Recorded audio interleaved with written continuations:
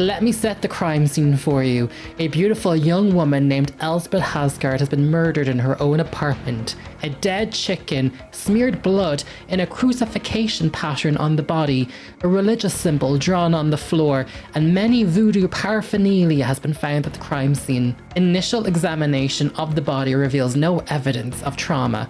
Her skin, though bluish, appears as if she's been poisoned. Elspeth has lived a very strange life. As a brilliant doctoral student in anthropology, she has traveled to many parts of the world, including Haiti, where the practice of voodoo thrives. Yes, I am back with another one of Shannon Gilligan's interactive CD-ROM murder mysteries of the early 90s. In The Magic Debt. While you may think this seems very cute and old-fashioned, these games are hardcore and the difficulty level is ramped up in this one. We're gonna have to read her diary on her darkest thoughts. We're gonna eavesdrop on conversations we shouldn't be listening to. We have to watch a dozen interrogation suspect videos to see if we can catch a killer. And most importantly, we have to host a damn press conference where reporters are going to ask us questions and we gotta have the answers to them. And these reporters ask really tough questions. Believe me, I did it for Sam Rupert. So if that sounds like fun to you, sit back, relax, get a drink, and let's find out who killed Elspeth Haskard. I've really no idea what to expect. Let's give this a go. Open.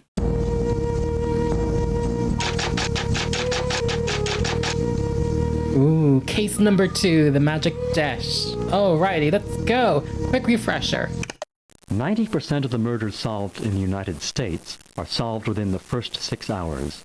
This is the premise for solving the Magic Debt. You have exactly 6 hours on the clock to solve this crime. Every step of your investigation takes a certain number of minutes. A clock on the upper right corner of your screen keeps track of the time you're using and the time you have left. Be sure not to waste time, or the murderer may escape your grasp.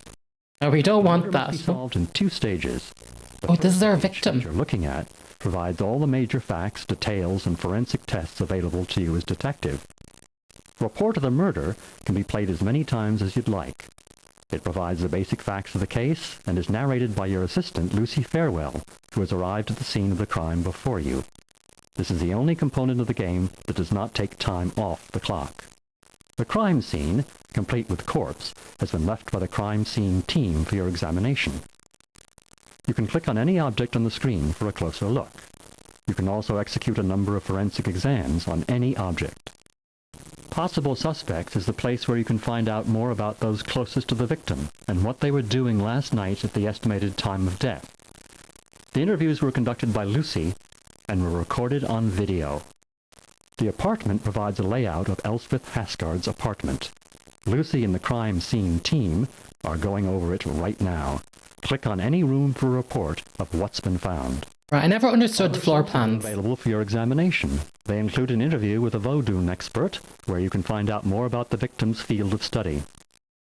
There's the autopsy report explaining exact cause of death. Those are very You important. can look at the victim's desk to examine her diary, her calendar, and an audio tape with a fight that no one was supposed to hear. Oh, this is new. Access the phone records from Elspeth Haskard's line to find out who she talked to on the last day of her life. A lexicon of Voudoun Symbols may provide useful information about the mysterious symbol drawn at the crime scene. Non-testimonial evidence is where you'll get a judge's permission to fingerprint and blood type all the major suspects. This allows you to compare results with clues you have found elsewhere. In Alibis, you can access Lucy Farewell's report on each suspect's alibi. Once you have narrowed down the suspects, you are allowed to interview 3 of them in more depth. But before you can do this, the press is demanding a press conference. You agree to 10 questions. If you answer 7 of them correctly, you can advance to identifying your final interview subjects.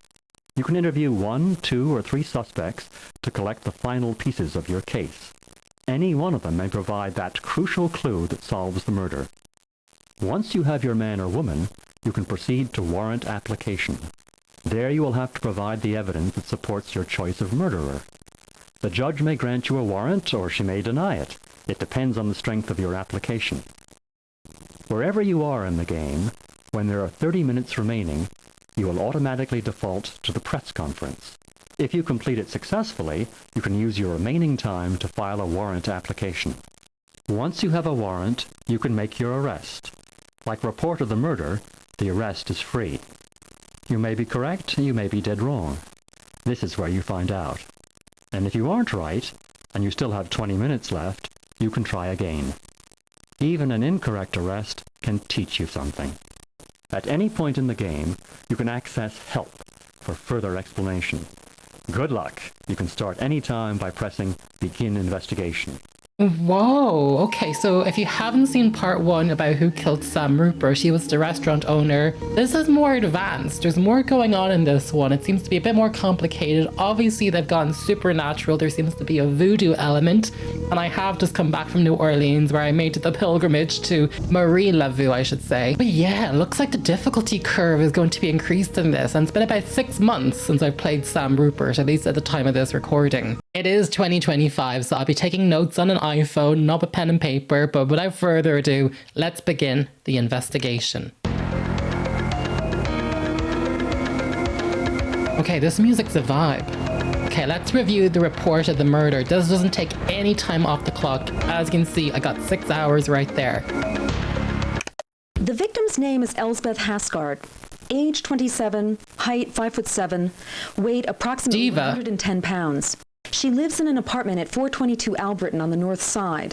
That's where her body was found. Haskard was a doctoral candidate in the anthropology department at the university. Word is that she's one of their most brilliant students in years. Her fieldwork is the study of the Voudoun religion in Haiti. From the looks of things, I wouldn't be surprised if it had something to do with the murder. The victim was found lying on the floor in her office at home, arranged like Christ on the cross. There's even blood in each palm, although we're not sure it's hers. Her face and body have been smeared with some kind of clay or mud. There's an intricate symbol drawn in white powder to the left of the body on the floor.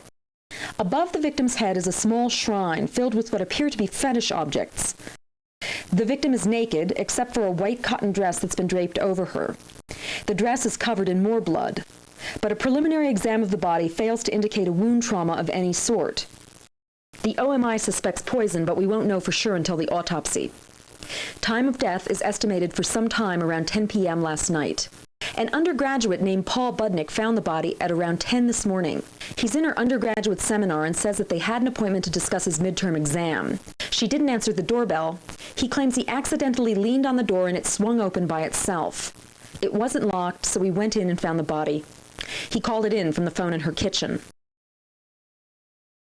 Right now, we're trying to locate next of kin. Haskard isn't from Chicago, but the secretary at the department says the victim's brother lives in town. We have contacted the head of the Department of Anthropology, Richard Neiman, who said something very strange. He burst into tears saying, and I quote, "Something like this was bound to happen to Elspeth sooner or later." Another interesting detail. The victim's apartment was vandalized just 2 days ago. Her papers and notes were disturbed, and an audio tape from her latest trip to Haiti was stolen. She was very upset about it, according to Harry Delgado, the detective assigned to the case. Delgado said at first she got hysterical, and then she became very frightened. As usual, Lieutenant, we've left the body for you to take a look. Wow. First off, did you see that Macintosh computer, like the little 1984 one that she was doing her research doctorate on?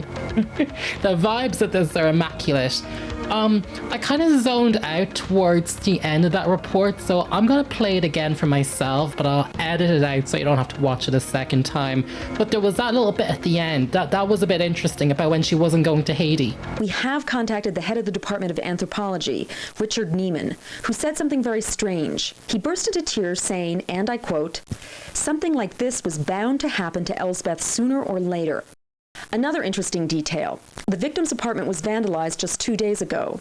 Her papers and notes were disturbed, and an audio tape from her latest trip to Haiti was stolen. She was very upset about it, according to Harry Delgado, the detective assigned to the case. Delgado said at first she got hysterical, and then she became very frightened. As usual, Lieutenant, we've left the body for you to take a look. What went down in Haiti? Who stole the tape? Who stole the documents? Is it the same crime? Is it a different crime? Is it connected? Are there peeps, like two people working together? Interesting. Oh boy. Okay, the music's hyping me up, to tell you the truth. Okay, let's go for the crime scene. Click on any object on the screen for a closer look. For more information, press help. So we do have the help button here. You are looking at the crime scene of Elspeth Haskard's murder as it was found by Paul Butnick at 10 o'clock this morning. You may click on an object of interest for a closer look. As you do, several forensic icons may highlight. For an additional time cost, you may have these tests performed. Forensic test results are immediate. For more information on the forensic tests themselves, you may select forensic help at any time. Any results you obtain will be automatically entered in your notebook under the appropriate category. You may review your notebook at any time and the notes icon is highlighted. We do have forensic help here. We got fingerprinting, serological analysis, bloodstain pattern analysis, fiber analysis, wound pattern analysis, a luminol test, and additional information. Just give me a rundown about this. Yeah. Fingerprinting, as you can imagine, allows you to take fingerprints and palm prints off objects using one of several suitable agents: graphite powder, super glue, and even scotch tape. Prints can be lifted from most smooth surfaces, even some fabrics. You can also get fingerprints in certain cases from very smooth skin if the test is performed within 16 to 18 hours. So she was murdered around 10, and what time? I'm guessing that's within the time window. Cool. A serological analysis is an analysis of fluids or substances used to help identify them. Analysis of blood can indicate blood type. Analysis of saliva can indicate whether the owner, I remember this, is a secretor or not. A certain portion of the population are secretor. Identification of one or the other helps eliminate suspects. If enough saliva is available, you can even get a blood type or a DNA fingerprint. So I wonder if secretion will come into play on this. They did say she could have been poisoned. We have a bloodstain pattern analysis, can help determine the exact position of victim at time of attack, whether the attacker was right or left-handed, the minimum number of blows, and the type of weapon used. Cool. A fiber analysis. It can help identify the perpetrator through identification of clothing and or furnishings from the perp's home or apparel at the time of murder.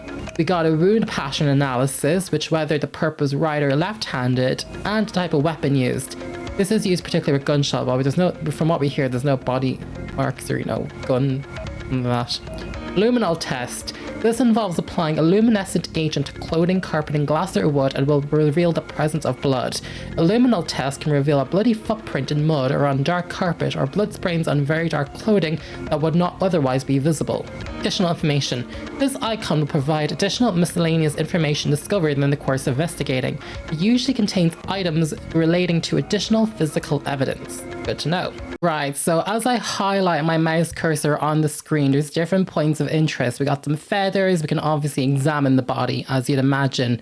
Are we able to look at the hands? We can certainly look at the pattern here. There's a chicken. I don't know why there's a chicken. And it even lets us look at some tertiary objects over here. That's really interesting to me that we can highlight those. I think it goes without saying, let's begin with the body. Right, so here we have the victim. Oh no, that doesn't cost us any time. The only options we have available are fingerprinting, fingerprinting, serological analysis, and the bloodstain pattern. So I'm going to say miscellaneous. There are trace amounts of red wine on the victim's upper lip. And what else do we have again? Bloodstain pattern. Oh, there's no blood on her. They say that's mud. Maybe we can go for serological analysis and fingerprinting. Should we try that? The composition of the mud covering the victim's face indicates that it's very old, weathered soil. Weathered. The reddish hue is due to the presence of iron oxides. The presence of kaolinite without any silicia or clay minerals, indicates that this soil came from an area without any recent glacial activity. It may have a tropical source. In contrast, the soils predominant in the Chicago area are younger soils containing large amounts of vermiculite and montmorillonite. These soils tend to be micanous. I can't pronounce that. With the presence of potassium and magnesium, it is safe to state that the mud on the victim's face did not come from the Chicago region. So we really need to be investigating who's been to Haiti. It's obviously come from out of Chicago, so it's from an out-of-towner. And there would been no blood because we think she's been poisoned, so I think that's a waste of our time, but we could always check for fingerprints. There are several sets of fingerprints in the mud that match the victims. There is a smudged partial print along the left jawbone, however, that does not match the victim's print. This partial print belongs to someone else, currently unidentified. Okay, so why is she smothered in mud? Why is her fingerprints in the mud? Was she doing a ritual? Or is she dabbling in voodoo that's gone wrong? Like, my mind is racing. Was she participating in some kink, some ritual, but then the person she was doing the deed with had an ulterior motive? I'm trying to look beyond. Right, let's head back. Let's go for the dress.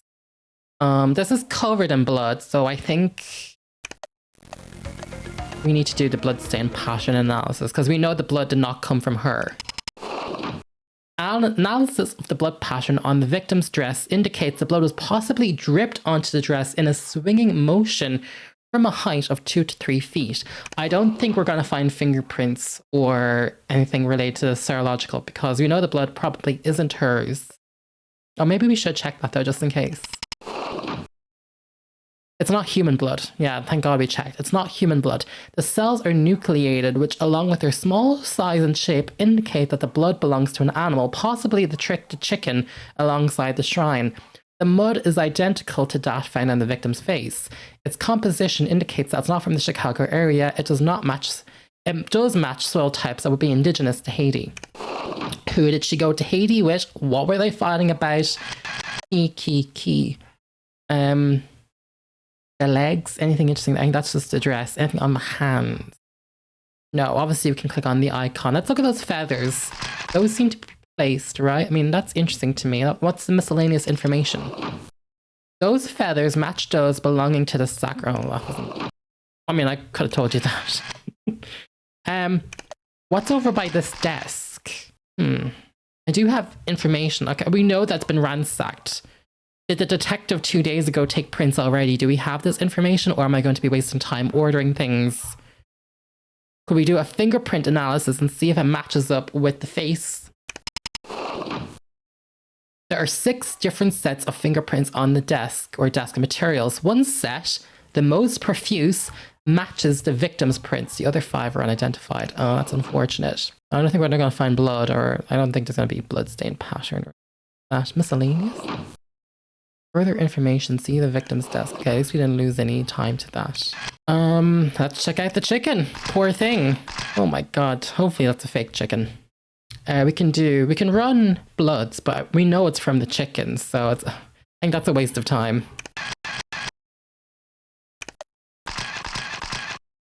Yeah, this miscellaneous powder.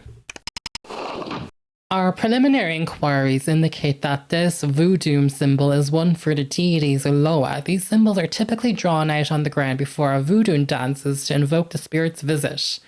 So maybe she was laying on the ground, they are dancing with the chicken blood. A bit early for me to theorize about this, but we can run a serological analysis on it, so let's do that. The design has been made by powdered cornmeal. That's going to be a really interesting clue. I wonder if it's something to do with something in her house, or maybe she has like someone close to her who's like a baker. We should keep an eye on that. Right, so we've investigated the body, the symbol, the chicken, the feathers, the desk. We need to look at the shrine and now. So this is a shrine filled with fetish objects. However, this is so 1990s, I can't even make out what's on the table. There's a jar of something, there's some cloth, but like I cannot make out what any of this is, but it looks like I can zoom in on these specific objects even further, which is great. So let's zoom in on this. What is that? Okay, let's run the analysis. This bottle contains trace amounts of rose, sandalwood, ambergris, and violet essences. We contacted the manufacturer and they're all part of the formula for this perfume. So I don't know, that doesn't seem like voodoo to me if it's just perfume. We can go back, I think. Oh wait, we can do fingerprints though, can't we? No, we cannot. Not on that object.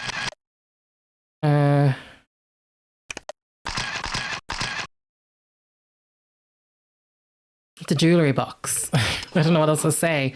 From a pattern left by dust, these victims looked like they belonged on the victim's chest of drawers in her bedroom. Sure, but there's no context to any of this. We can look for fingerprints, but it's going to be just her fingerprints. I think she laid this all out. I'm really cautious about taking up too much time. But maybe just do it anyway. Yeah, but that didn't help. And that said ads, but I don't think the game is intelligent enough to do any of that. What's up here? Oh, is that a snake? Damn. This is a common python available in several pet shops around town. So she had a snake. Does it belong to her? Who does it belong to? It doesn't seem like something she'd keep, but maybe it is. I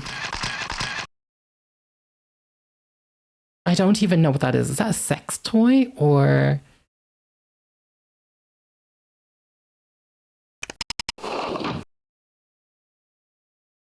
Analysis of contents indicates trace amounts of the following, all in powdered form: ground bone, probably from mammals, the leaves of the common cashew tree, seeds from a tree in the mahogany family, nettles, the skins of a Cuban tree road, 2 types of tarantulas, oh my god, and 2 species of blowfish.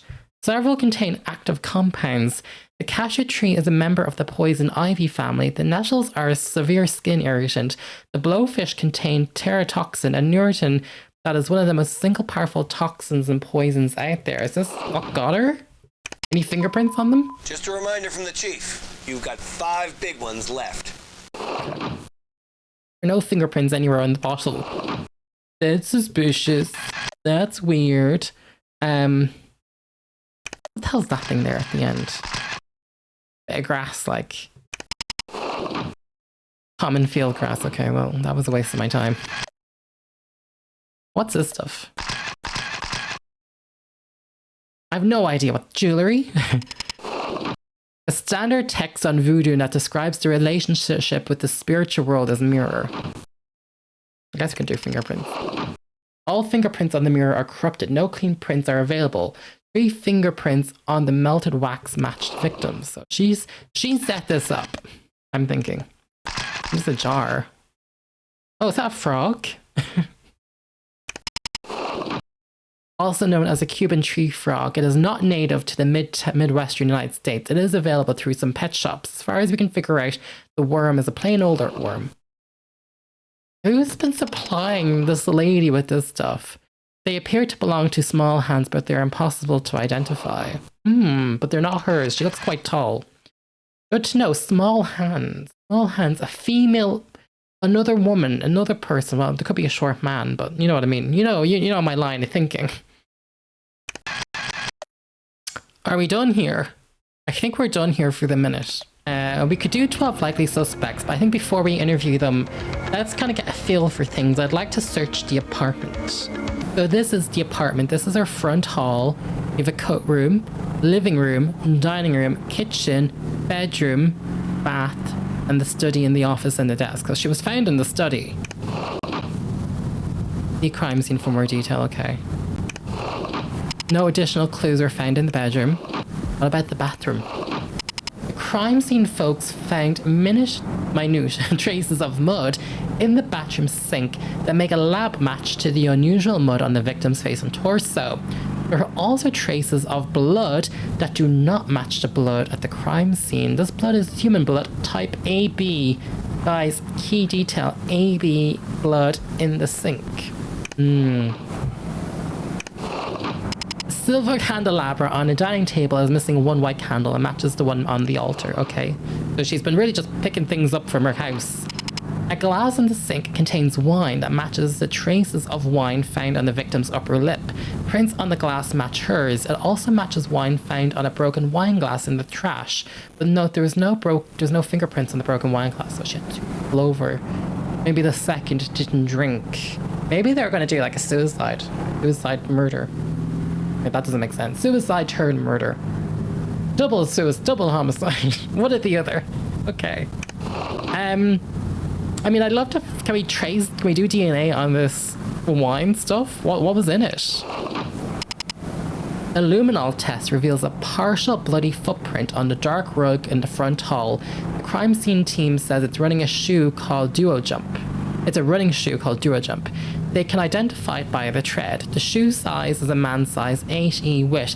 The owner weighs between 155 and 175 according to their estimate. The blood matches the chicken blood at the crime scene. Well, that could be just the guy who came into the apartment and saw her and then ran back out, which I'm assuming is what happened. That could be just his. There was no clues in the coat room. And was there anything in the living room? A gold pen with a set of unidentified fingerprints was found lying on the couch. Oh, we should check that desk in the office. Now let's go for other sources. We need to go into that victim's desk. Investment report. Detective, there are 4 hours left. Have you looked at the apartment yet? Yeah, I'm here, bitch. Okay, so Gilligan, Ross and Biggs. Okay, it's an investment. This is her banking. Her account manager was Sarah Stewart Briggs, and this is from October 1st, 1992. The Global Market Fund. Girl is making money. 42 grand, nearly 43 grand in the Global Market Fund. Wow, whoa, so much money. 91,000 in Pacific Growth, 55 in the Hurwitz Gold Equities, 63 in Hyperlin Oil and Gas. I feel like this is probably not relevant to the murder at all, but they'll probably drag us up on this at the stupid press conference. Nearly 24 grand in Latin Industries, and 89 in the Cohasset Fund. But maybe we can keep an eye on those keywords like the Cohasset Fund. Who does that belong to? Does the balance not add up? So we're at 366. And she deposited 20. Then she did a regular withdrawal. And then she had earned some interest. She had 17 grand in uninvested funds. Maybe someone was vying for her money. Why was she so concerned about not being able to afford going to Haiti if she has all this money? This girl is so rich. Was this how much money Americans were making back in the day for doing, like, regular work? Because I'm jealous. That was the investment report. We also have a diary. I'm keeping an eye on things with a pen. Can't read that. If only...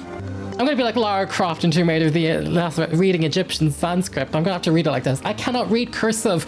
We come from a digital generation. Like, I can't read handwriting like this.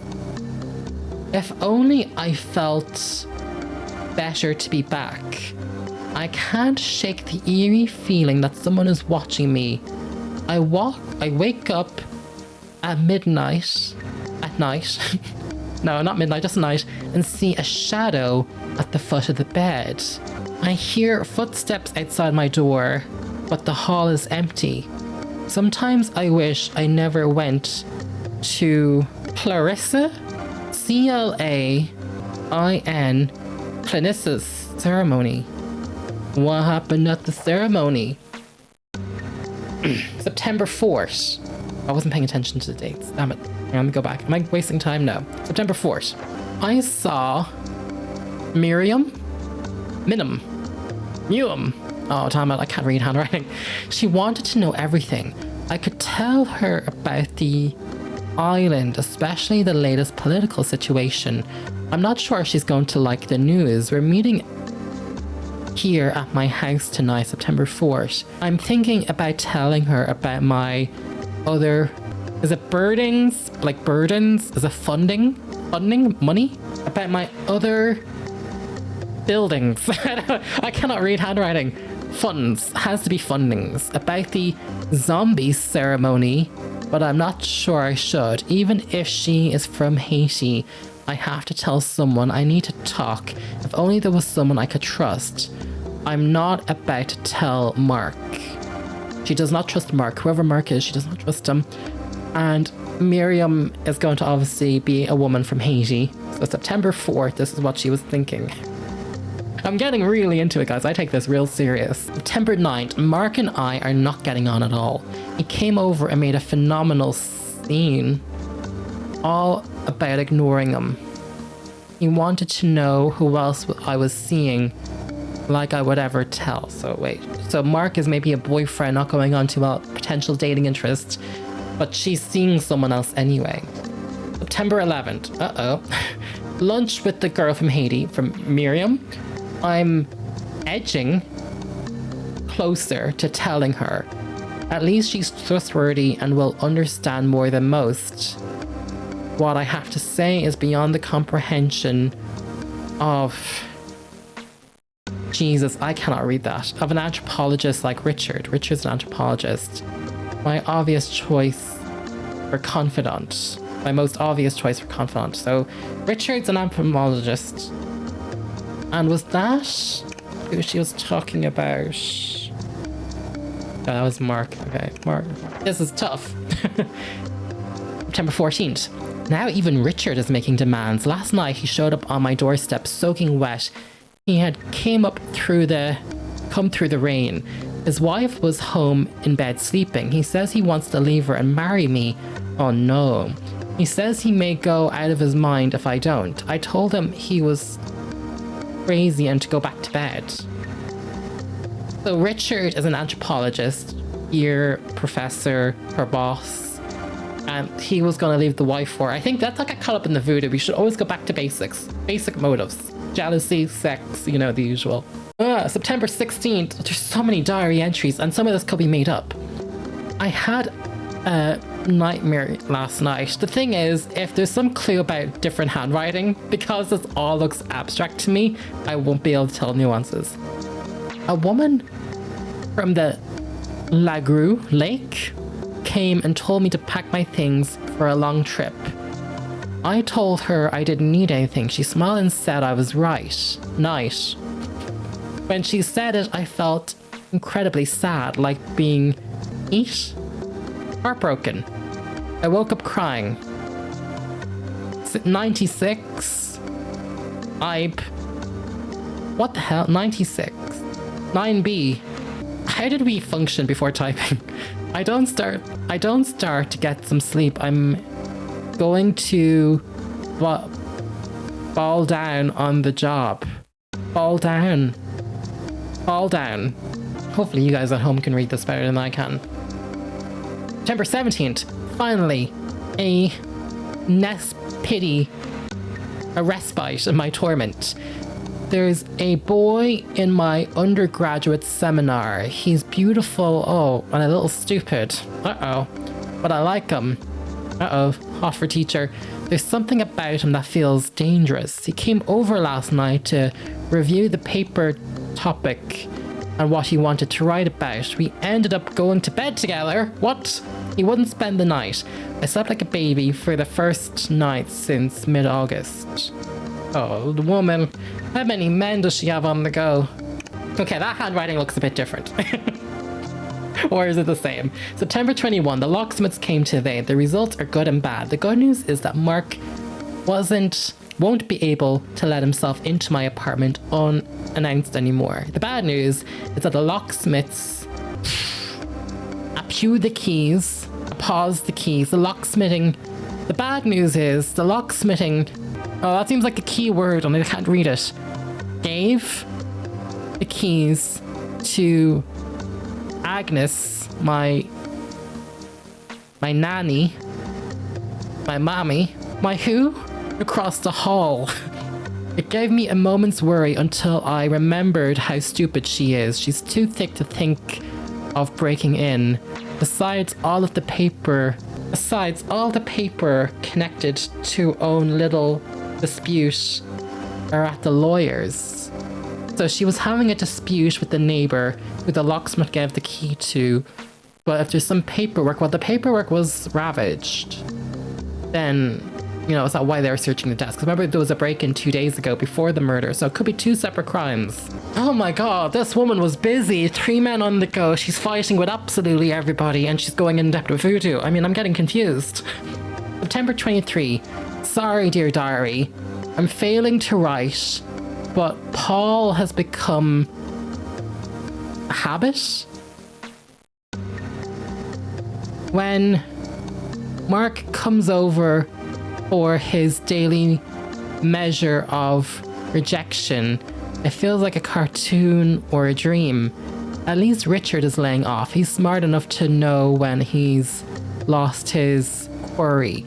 I think he's hoping to win by... I can't read this. Tonight, I won't see my object of desire until after dinner, which... I can't even read that name. Good old Carl. Dinner with Carl. I'm feeling generous towards the little monster. The power of amazing sex. Can't read that word. Deduct. September 24th to Dave Aarons. Deposited my check. Looked at new cars. Damn, she's rich. She's rich. She's getting late. She has. This is like the American dream before she got murdered. Saw my accountant about another building. Bought some silk cards from a dog. Bought some silk.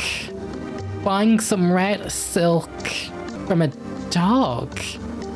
So I can't read handwriting. From Les Ligman, which I don't plan to use on curtains. If I ever become a detective, they have to put me on modern crimes. I cannot do cold cases from the past. Cannot read the handwriting. Paul spent the weekend away. I had constant nightmares. I just can't shake the feeling of being followed. I actually counted the hours till Paul's return. Am I falling in love with him? Well, this woman, you're going with everybody. It's getting so... I can't read this. It's getting so that the only way I can sleep is if Paul is here with me. I told him some... I didn't tell him everything though. I'm afraid he wouldn't believe it. I would think it's nuts, something I don't believe it. Sometimes I don't believe it. October 4th, Mark came over while Paul was here. This is very gossipy, I am enjoying this. We were listening to music and reading the paper. A scene of domestic bliss that left Mark uttering. Paul was perfect, stood up, excused himself. I have to watch myself. I care for him more than I'm comfortable with. Oh, I have to remember all these names for the interview. October 7th, ran with Carl at the lobotomy ceremony. I can't read that. Library. Ran into Carl at the library. We had dinner, uneventful. Oh my god, woman, how do you have time to win a Nobel Fellowship? You're too busy sleeping with everybody. I won the Nobel Fellowship. Richard pulled me into his office at the end of the day to tell me himself. It's not officially announced till tomorrow. I was so grateful. I went to bed with him. They're under his desk. Right there under his desk. Oh my god.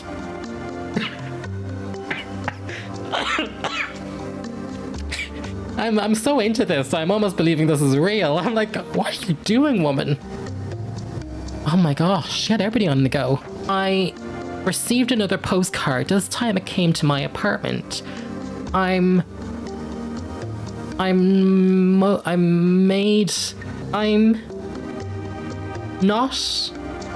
made convinced it's that Adish little tenant of mine. Paul and I are discussing ways to get her back. Why is she doing this up? October 12th, I saw Jamaica. I was roaming. I was leaning towards finally telling Richard about my... This word keeps coming up and I cannot read it. Buildings, fundings, my findings, finances. And I wanted a nodding. I'm so sorry, I cannot read any of this. Oh, shit. She said she couldn't see whether the answer was yes or no. But she said she did see someone, a woman, waiting to hound me. Probably Elisa, since the Nobel has been announced. We're never gonna solve this crime. Just clues and diaries, we'll never find out. October 14th, there's trouble in paradise. Carl called to meet. He says we have to discuss an arrangement. Paul came over night afterward, though, it made me forget everything. Girl, October. She was 27 years old today. It's her birthday and she makes that much money. Mark came over with an engagement ring. He seems to like humiliation. How can he do this to himself? I just do not understand it. I hawthorned.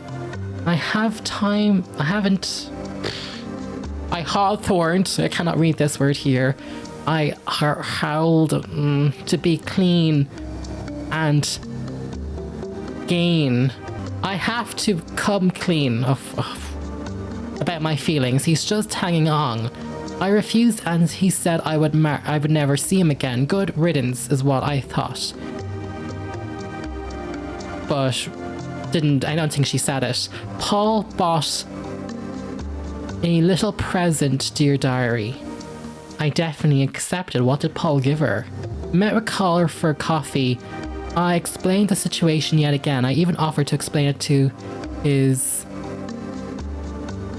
animal defense attorney along with the attorneys for the family trust. It made him feel better. He seemed to understand. After all, I still have the photos. The photos of what? Criminal defense attorney, not animal defense attorney. What happened with Carl? What does she have photos of? Criminal offense attorney. Carl was someone from the university. Did she sleep with... Oh, I'm gonna have to read this diary twice. Mark came by his way to the airport, very somber and calm. I think he's finally realizing things are over. He can be pleasant when he lets himself. Richard is getting a bit antsy. I have to be honest. I've avoided him like the plague since I've got my prize. She was using him. October 18, very late. So I've been having feelings of foreboding, don't even know what that word is again. And they played time tonight. Someone broke in and went through my desk. They stole my tape. A useless detective came and showed me and asked useless questions. He just couldn't understand what they meant when their theft means I've discarded I cannot read this. This seems like a clue. I've discovered a major key. Oh, I've discovered a major key to Haitian slave history, and my proof has been stolen. It's like what Clarice said. The Loa have their own life and their own plans, and to fulfill it, I just hope the tape didn't get into the wrong hands. Paul should be here any minute. I'm afraid to be alone, but I cannot tell anyone. Thankfully, the diary's over. Was that painful for you as it was for me? When I watched this on my YouTube analytics, and get all the drop off, everybody had to read it themselves. Right. I think I'm going to go through this a second time and just take some notes about who she's been sleeping with, who's been who, like who, what, where, and then I'll come back to you. Right, so I took a moment to read the diary for a second time, and I'm going to go over some key highlights from those dates, because I know the first time I read it, it was like watching someone poorly translate like another language. But on September 3, she comes back from Haiti and she cannot sleep. She experienced something there, a ritual to a woman called Clarissa. I couldn't read the name properly, but if you see a name in the suspect list that begins with a C and it's like Clarissa-ish, it's obviously referring to her. Something happened at that ceremony, but it shocked her, changed her. Anyway, September 4th, the day after, she met a Haitian friend named Miriam. Seems like a confidant, not much to go on there. Mark is the loser guy she used to sleep with. He proposed to her, but he does cool down and eventually let her go. But she was also seeing Richard by this point, and Richard must be the head of the faculty at the university that she teaches at. The new guy, her undergraduate, Paul, is who she teaches. She got dangerous vibes from him, but she likes him. She sleeps with him, she feels comfortable with him. The locksmith changed keys, but her neighbor enemy, which is her tenant, has a set of keys, but the dispute papers are at the lawyer's. What was the dispute about? I don't know. The most interesting one is Carl, good old Carl, a sister brother, feeling generous towards the little monster. Why was she feeling generous towards him on October 7th? They had an uneventful dinner at the library with him. She won the Nobel Fellowship October 9th, and Richard told her that she won, so obviously he has to be her boss. And then, she gave him a little something under the desk. But they're not going to announce it till October 10th. The next entry, though, is October 11th, where she received a vile postcard, and she believes this postcard is from her tenant neighbor, and Paul, her undergraduate fling, and her plotting ways to get back. There's a new character, October 12th. It says Jamaica. I don't think that's the name of the character, but something beginning with J. And what I thought was interesting was that it must be like a fortune teller. I think it could be a fortune teller character. And she fears Alyssa, who could be a co-worker, there's another woman named Alyssa, I don't know who she is just yet, wants to harm her since the prize was, since she got the promotion or whatever it was, the Nobel Prize thing. So it could be a co-worker. And on October 14, Carl asks us to discuss an arrangement they have. What's this arrangement about? She calls it Trouble in Paradise. 15th of October is a big day. It's the day she turns 27. Mark lets her kind of go. He proposes. Nothing ever happens. But Paul brings her a present. What present did Paul give her? That's the undergraduate. So, October 16th, McCarville coffee, explained the situation again and offered to explain to his criminal defense attorney along with the attorney for the family trust. She has photos of something. Carl committed a crime because it's a criminal defense attorney, so it's major, and she has photos of something. Is that who broke in? October 17, Richard's getting antsy. She avoided him since desk incident. October 18 is the break-in. She discovered a key on Haitian slave history and it was stolen. She likens it to what Clarissa said to her, which was back in Haiti. So Clarissa was like out of the country, I think. And she hopes the tape does not get into the wrong hands. What's on that tape, we do not know, but there is a tape we can listen to, so we might be just about to find out right now. So that was the diary. Let's look at the calendar. Does that have something different to what was in the diary? I can't read any of this. Mark, an alibi for something, different color pen. Richard thesis, order, reprints from services by 4 today, review, Rick call 11, Mark dinner, oh that word means dinner, class, first day fall semester, our girl is busy, office hours, library, lunch with Miriam, historian, I don't know. Origins of Aztec, etc. Mark dinner at something. When does Paul come into the picture? Dinner, Damon dinner. Who's Damon? Who's Damon? Demon? The brother? I don't know. Richard, walk fast, office hours, class. Something was scribbled out here. It looks like the word Jack, but I don't know what that is. Too low quality.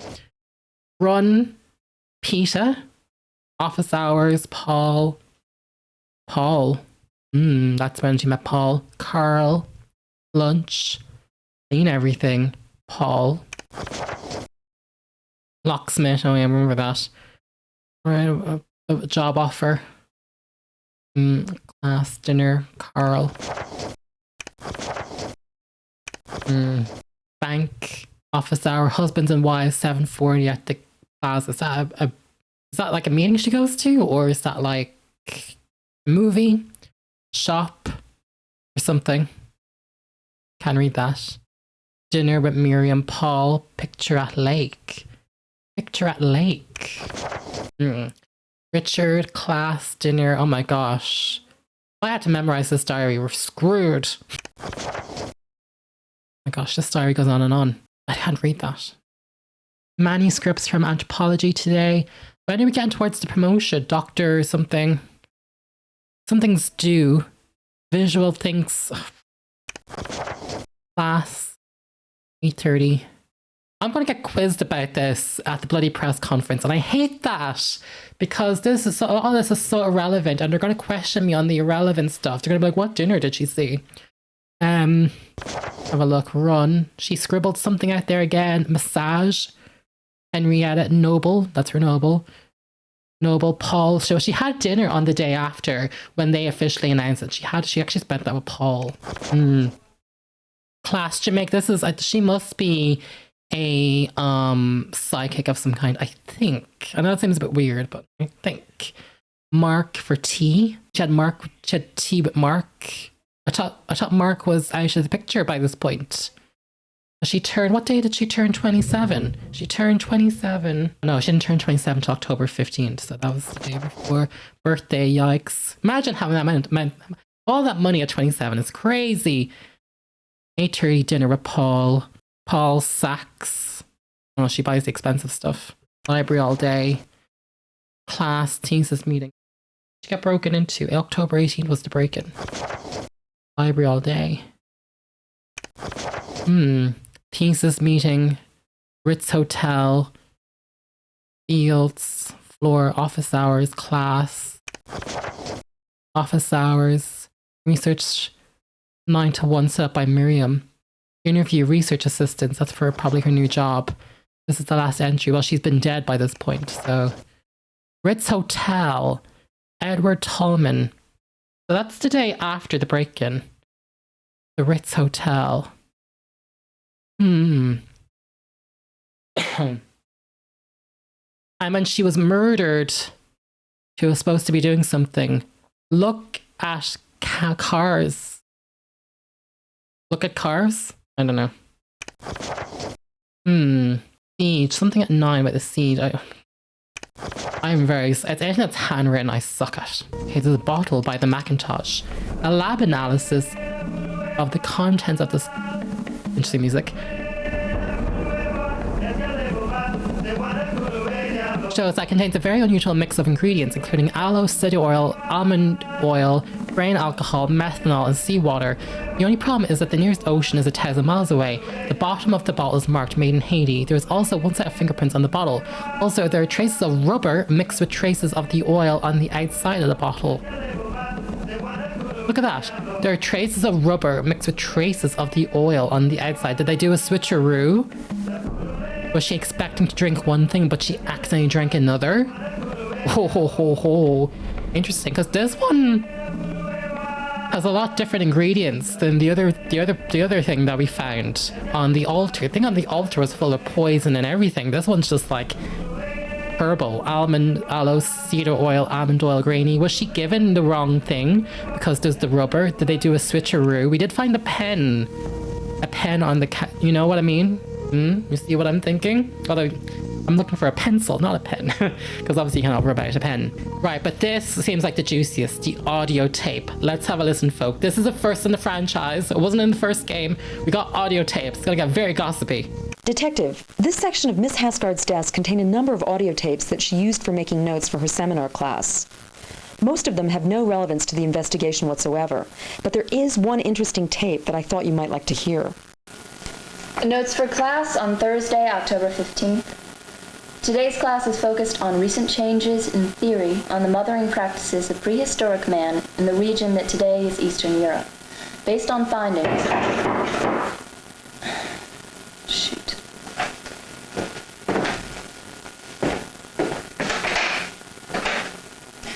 Oh, hi. Elspeth, we have to talk. It's not a good time right now. I'm preparing for tomorrow's class. Oh, yeah, well, when is it a good time then? I've been trying to nail you down on that since you came back. Little Miss Emotional Avoidance. I don't have to take that from you. Oh, you don't? How about taking this? Mark, cut it out. Get out of here before I call the cops. Mark, stop! I'll kill you.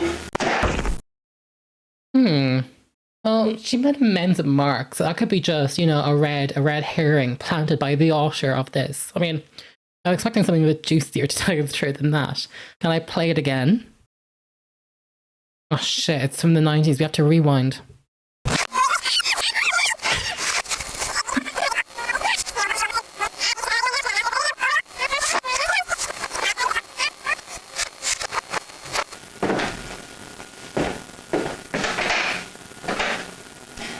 Oh, hi.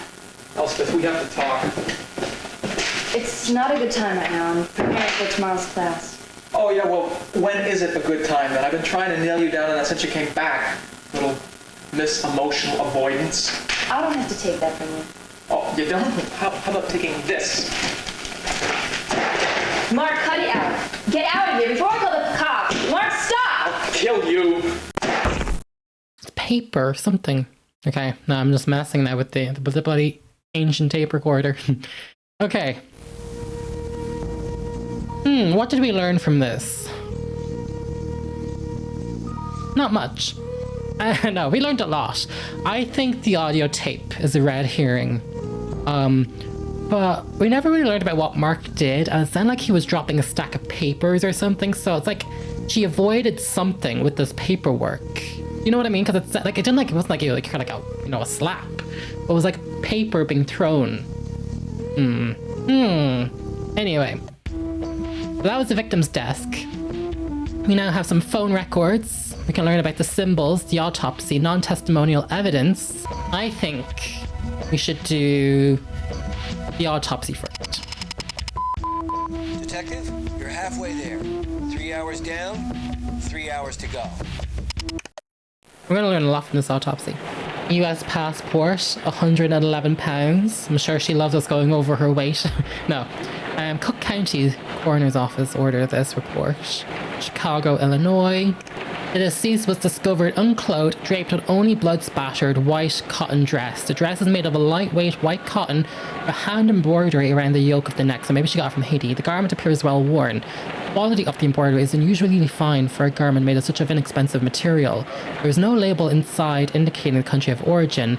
Preliminary analysis of the composition of the blood on the dress shows the presence of nucleated blood cells, indicating that this is the blood of animal origin. No human blood can be found on the garment. The victim's face, neck, upper torso, abdomen, and legs have been smeared with a reddish-brown clay, possibly volcanic in origin. The clay is located on the front of the body only. This is consistent with the position of the body at the time of discovery. The victim was found lying on her back. There are several sets of corrupted prints in the mud. None are identifiable. How many different people were there? What happened? The victim's palms contain residue of dried blood. Lab analysis matches the blood with that found on the dress. According to the investigating officers, there are newly slaughtered chicken at the crime scene. A lab comparison from the blood of the animal provided a conclusive match. Traces of both the clay and the blood are contained in the victim's hair. They match the other samples. The body is thin, although muscle tone is above average. The deceased appears to be healthy and in good physical condition. The hair is pale yellow blonde, varying in length from 3 centimeters at the nape of the neck to 11 centimeters at the crown. The eyes are steel blue. Both pupils are extremely dilated. It's extremely. 0.62 on the left, 0.67 on the right. The teeth are in fairly good condition and clean, but contain numerous fillings in their own right. There are no signs of recent sexual penetration. Ambient temperature of the room where the body was found was measured at 67 degrees Fahrenheit. Taking into consideration the victim's size and weight and current state of rigor mortis at 3:40, time of death is considered between 9:30 and 10 o'clock in the evening on October 19th. Oh, we need to go back to the diary. We have to go back to this diary. There are no visible external cuts, bruises, or other signs of incision. The victim's abdomen is notably distended. I don't know what that means. Distended. The victim's lips and extremities display a blue tinge, indicating fairly severe cyanosis, lack of oxygenated blood flow. Does that mean she was strangled? Time of death. Higher than normal levels of sweat at time of death, indicated by presence of excessive levels of body sodium found. Why was she sweating? But she wasn't having sex still, but she was sweating. I need to 9:30 at 10 in the evening. Hang on, that's okay, hang on. I need to write this down. Sorry, folks. Time of death. The signs never lies. The CSI, my CSI. October 19th. Any phone calls are made after that time of death? I want to know. The records never lie. The mouth and air passages contain unusual amounts of saliva. Indicates hyposalivation at the time of death. That she was sweating and thirsty. The tongue is rather than normal and slightly wrinkled. A section has been sent over to forensic toxicology for further examination. Reports are attached below. The lung cavities, including the alveoli and intestinal spaces, are filled with plasma fluid, indicating left ventricular failure. Excessive fluid is collected in the stomach and large bowels and was present at time of death. Except for the symptoms described, all major internal organs appear to be vital and healthy, so it's some type of poisoning. So she was sweating. Was she choking? Sweating? Thirsty? That's what I was getting. Tongue rather wrinkled. And a fluid. So look at this. Hypersalivation. While cyanosis, lack of oxygenated blood in a bluish tinge, is a frequent side effect of pulmonary edema, hypersalivation is not. Salivation is controlled by the autonomous nervous system. Here, the excessive amounts present in a victim's throat indicate hypersalivation due to a particularly sudden shock to the autonomic system, most typically in the form of a neurotoxin. There was a link there. Administration of a neurotoxin will also be consistent with the unusual texture and color in the victim's tongue. Okay. Pulmonary edema. The victim appears to be in excellent health. For a pulmonary edema to spontaneously appear in such a case is highly unlikely. The heart and pericardium also appear to be robust.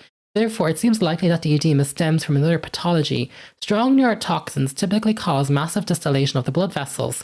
This could cause a nerve-mediated pulmonary edema. Note, dilation will also be caused in the No, dilation would also be caused in the blood vessels in the smooth muscle fibers, those in the stomach and colon, thus explaining the fluid accumulated in the abdominal cavity. Another tertiary symptom of the level of dilation is profuse sweating. So she was poisoned, was sweating, her tongue, it all went to shit. Cause of death, the victim suffocated, so allergy. Suffocation was caused, it wasn't from strangulation, was caused by fluid buildup in the lungs due to severe pulmonary edema. Additional related findings of hypersalivation, profuse sweating, and abdominal fluid buildup point to a possible neurotoxin poisoning. Lab verification of tissue samples is pending. Signed, Helen Patton.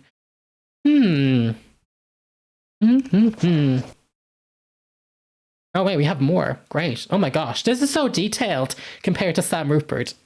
I mean, it's making it more difficult, but I'm intrigued.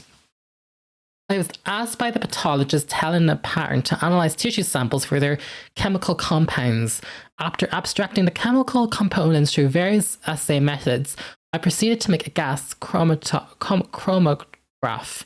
Because this graphic representation of the chemical profile was then compared and matched to a gas of textrotoxin, is a neurotoxin originally thought to only belong to a blowfish species found in the tropical waters in several parts of the world.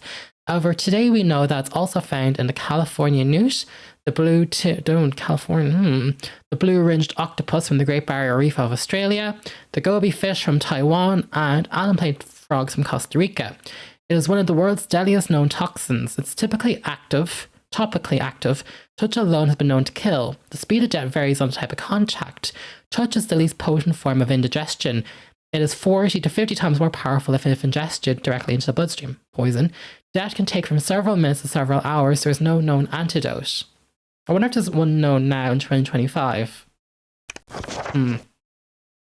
Recent findings by anthropologists indicate that it may be used in certain cultures in extremely controlled form during rituals of initiation or other important ceremonies. Interestingly, there are also several incidents recorded in which the victim of poisoning, who has been pronounced dead by medical authorities, has fully recovered.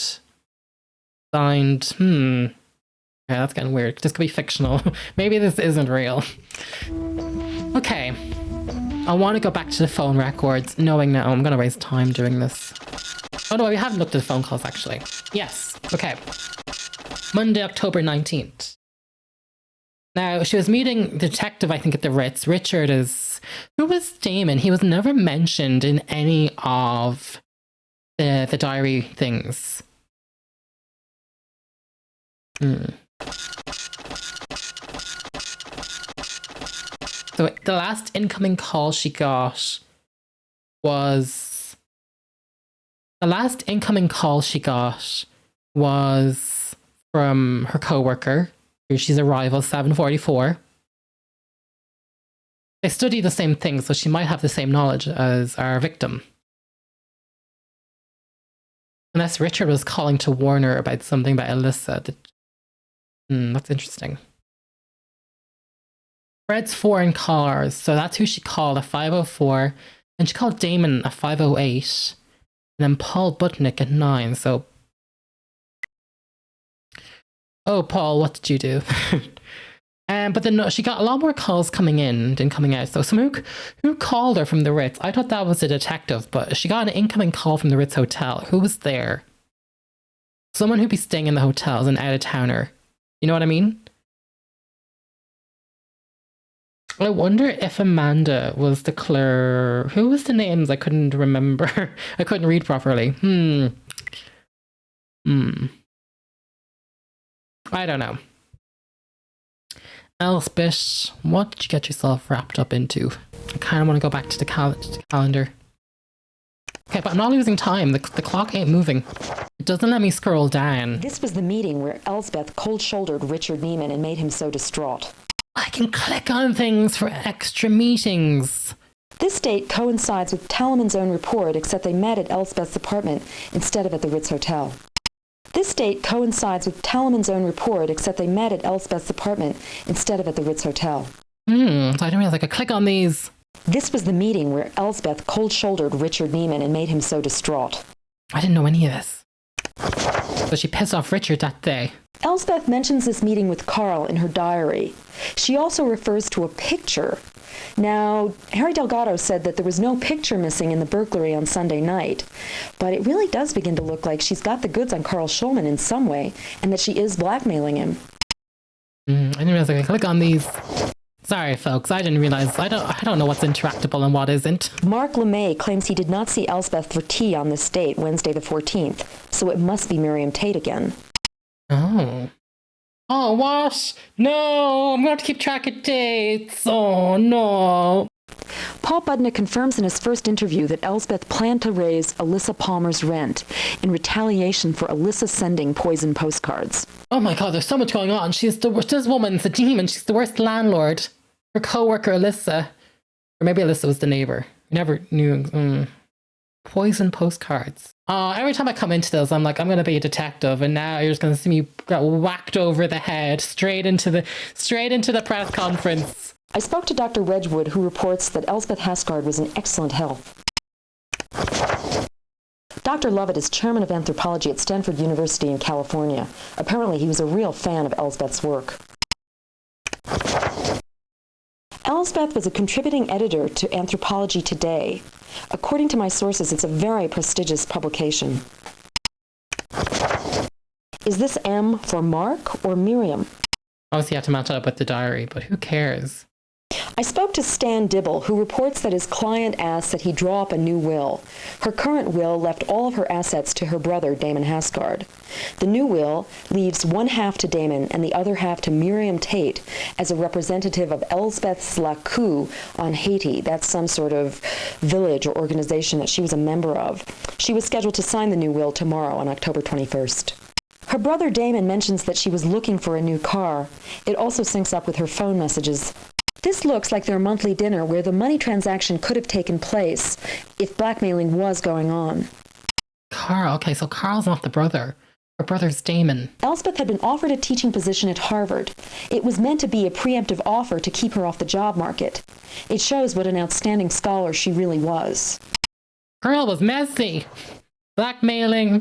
She was doing all sorts of things. I don't want to waste time. So I think I'm going to leave it here and just go straight to the interviews. Let the 12 likely suspects speak for themselves.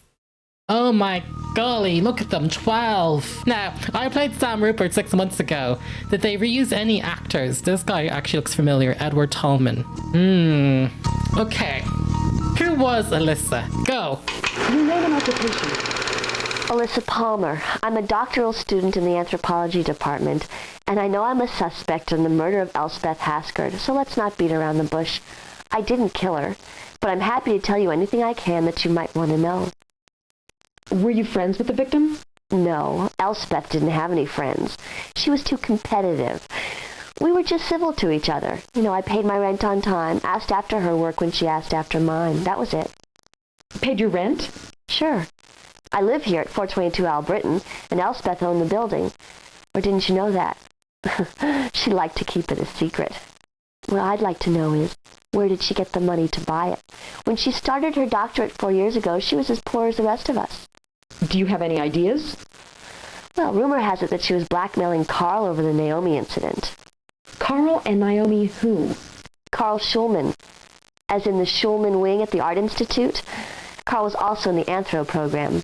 He went traveling to West Africa to do some research, and he took Elspeth and another student named Naomi Freeman with him. This was 3 years ago. Anyway, Naomi and Carl were a big item back then.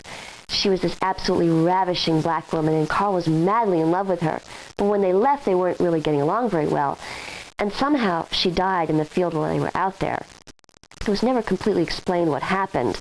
Some people say that Carl got in a fight with Naomi, killed her, and that Elspeth found out about it. And she's blackmailed him about it ever since? That's the rumor. When was the last time you saw Elspeth Haskard alive? Yesterday afternoon at around 4:30. I passed her in the hall. She was headed towards her apartment. Did you see or hear anything last night? No, just Agnes Murray, who lives up above me, listening to her opera. I think she's going a little deaf. She really cranks the volume. Surprising that I shouldn't hear anything, don't you think, considering the gruesome nature of the murder? So you were home all night? Yes. Is there anyone else who might have a reason to kill the victim? Besides Carl? Her nutty brother, maybe. Just last week I heard them arguing over money. Sounded really vicious. Do you know much about Voudoun, Miss Palmer? Only as much as is necessary. My particular area of study is in the relationships between village headmen and the central government of Haiti, anthropological political science. Voodoo is much more intertwined with religious beliefs and magic. That was Elspeth's interest. I prefer 2 feet on the ground. Thank you for your help. If you could call it that. Oh, she's giving sass as a service. Right, okay, that was interesting. I never see the crime going in this direction. Like, you learn so much from the 12 Likely Suspects. Like, bro, I was having a certain image of her being harassed, and then all of a sudden she was poor as the rest of them until 4 years ago and came into a load of money. Yeah, what's going on, Carl? What did you do? Your name and occupation. Carl Schulman. I'm a doctoral student of anthropology in Elspeth's class. We were friends. Close? We had our moments. Let's just say we knew the unvarnished truth of one another. How long had you known each other? About 3 years. We first met on field study in West Africa. When was the last time you saw Elspeth Haskard alive? Yesterday afternoon at a meeting for thesis students. But we didn't really speak. The last time I saw Elspeth was on the 23rd. We had dinner. We did that once a month. Did you notice anything odd or unusual about Miss Haskard's behavior? Not particularly. A bit stressed, perhaps, but nothing to get me worried. Do you know anyone who might want Elspeth Haskard dead? Certainly. There are loads of people. Mark, before anyone, though. Mark LeMay, her boyfriend. That's right. Mark's the super possessive type. Elspeth was sleeping around. It drove him crazy. Dick Neiman, I understand, but that younger fellow barely drives with a license. Elspeth was having an affair with Richard Neiman, the head of anthropology? And her thesis advisor, I might add. He's been madly in love with her since she first appeared on campus about 4 years ago. And you say she was seeing someone else besides? All I know is that his name is Paul. He's a student in her senior seminar. He's handsome, but dumb as a post. She must have been in that one just for the sex. Do you know how long these affairs have been going on? Since the fall, after her return from Haiti. Dick Neiman a bit before, perhaps. He's on the selection committee for the Nobel Fellowship, and I believe Elspeth was hoping to advance herself through non-academic means. She needn't have, though. Elspeth was really a great anthropologist. Can you describe your movements last night? Certainly. I was at the library until 9:30. Just before I left, I checked out a book. I stopped at the filling station on Fullerton Avenue on my way home, and when I arrived home, I watched the news. I went to bed afterwards. It was about 11 o'clock. It wasn't a very eventful evening. Mr. Schulman, do you have any knowledge of Voudoun? Certainly not. Personally, this stuff bores me to tears. Thank you for your time. We'll be in touch if we have more questions. I'm sure you will. The man is in the arts, not the sciences. We cannot get bogged down by plotting. You know, she was poisoned. The science don't lie. We always have to go back to the science. And I feel like between the library checkout, the car driving, the watching the news, her all good. I think Alyssa's good too. I do think actually she's too sassy for, you know. I think if I was playing, you know, if I murdered someone, I don't think I'd behave that way. Miriam,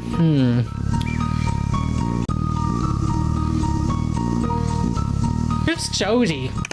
Your name and occupation. Jody Howland. I'm an actress. I also teach drama at the university. I live in the apartment directly underneath Elspeth Haskard's at 422 Albritton Avenue. Oh, this is the good one to listen Miss to. Haskard. Some. Mostly through what she did to Agnes. You mean the Agnes Murray who lives upstairs? Yes, Agnes is rent stabilized. She probably only pays a few hundred a month for her place. The market value is more like $800. As soon as Elsbeth bought the building, she tried to get Agnes evicted through some weird loophole in the rent board regulations. You knew that Elspeth Haskard owned the building? Not at first. I found out when Agnes's problems began. She told me. It was a lousy thing for Elsbeth to do. Agnes must be nearly 80.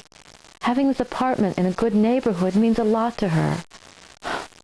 Although now, after that burglary Sunday and this, I guess it's not that great anymore. When was the last time you saw the victim? I haven't seen Elsbeth in at least a week. We never visited. But I did hear something. Hear something? Last night. I heard her talking with some man. They weren't fighting, but their tones were urgent, if you know what I mean. Then I distinctly heard a man crying. It also sounded like some glass shattered. What time was this? Sometime between 8:15 when I came home to change and 9 when I left for the movies. I spent the night at my boyfriend's house. Do you have any knowledge of Voudoun, Miss Howland? No. Thank you for your time. We'll be in touch if there's anything else. Rewind.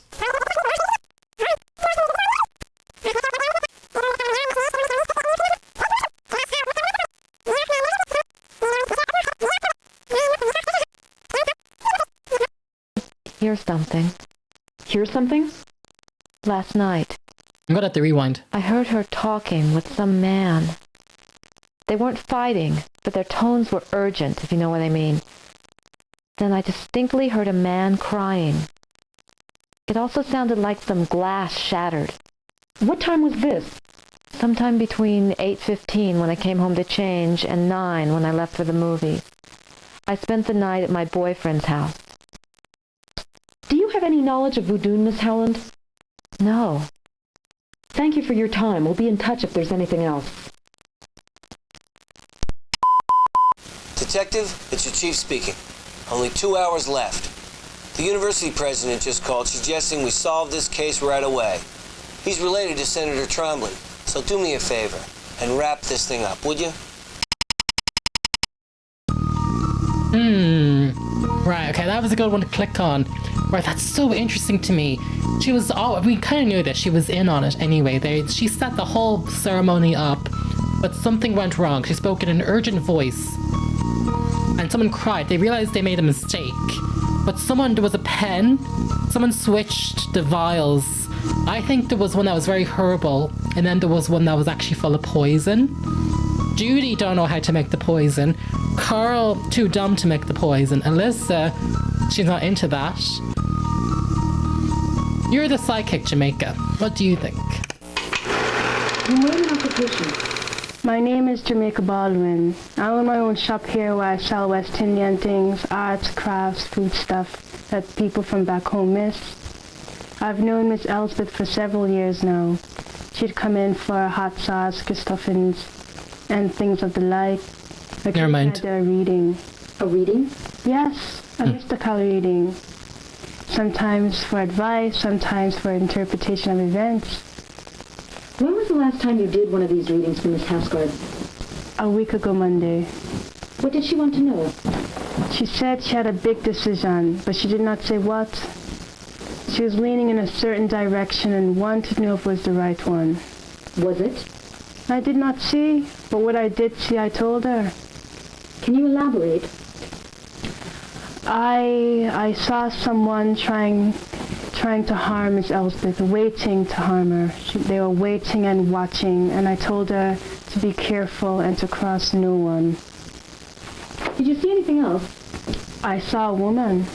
The person who was trying to harm her was a woman, but I did not see a face. Do you practice voodoo, Miss Baldwin? No, I'm from Jamaica. What use would I have with voodoo? That's for the nuts in Haiti.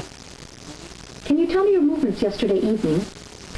I closed my shop at 7, and I went upstairs to my apartment and watched television with my sister and her boyfriend. And then I read my Bible and went to sleep at midnight. Thank you for your help. That's all for now. There's more to this crime that's on the surface, Detective. You must look deep. Oh, golly, I want to, like, hear all of them. But, like, I don't have enough time.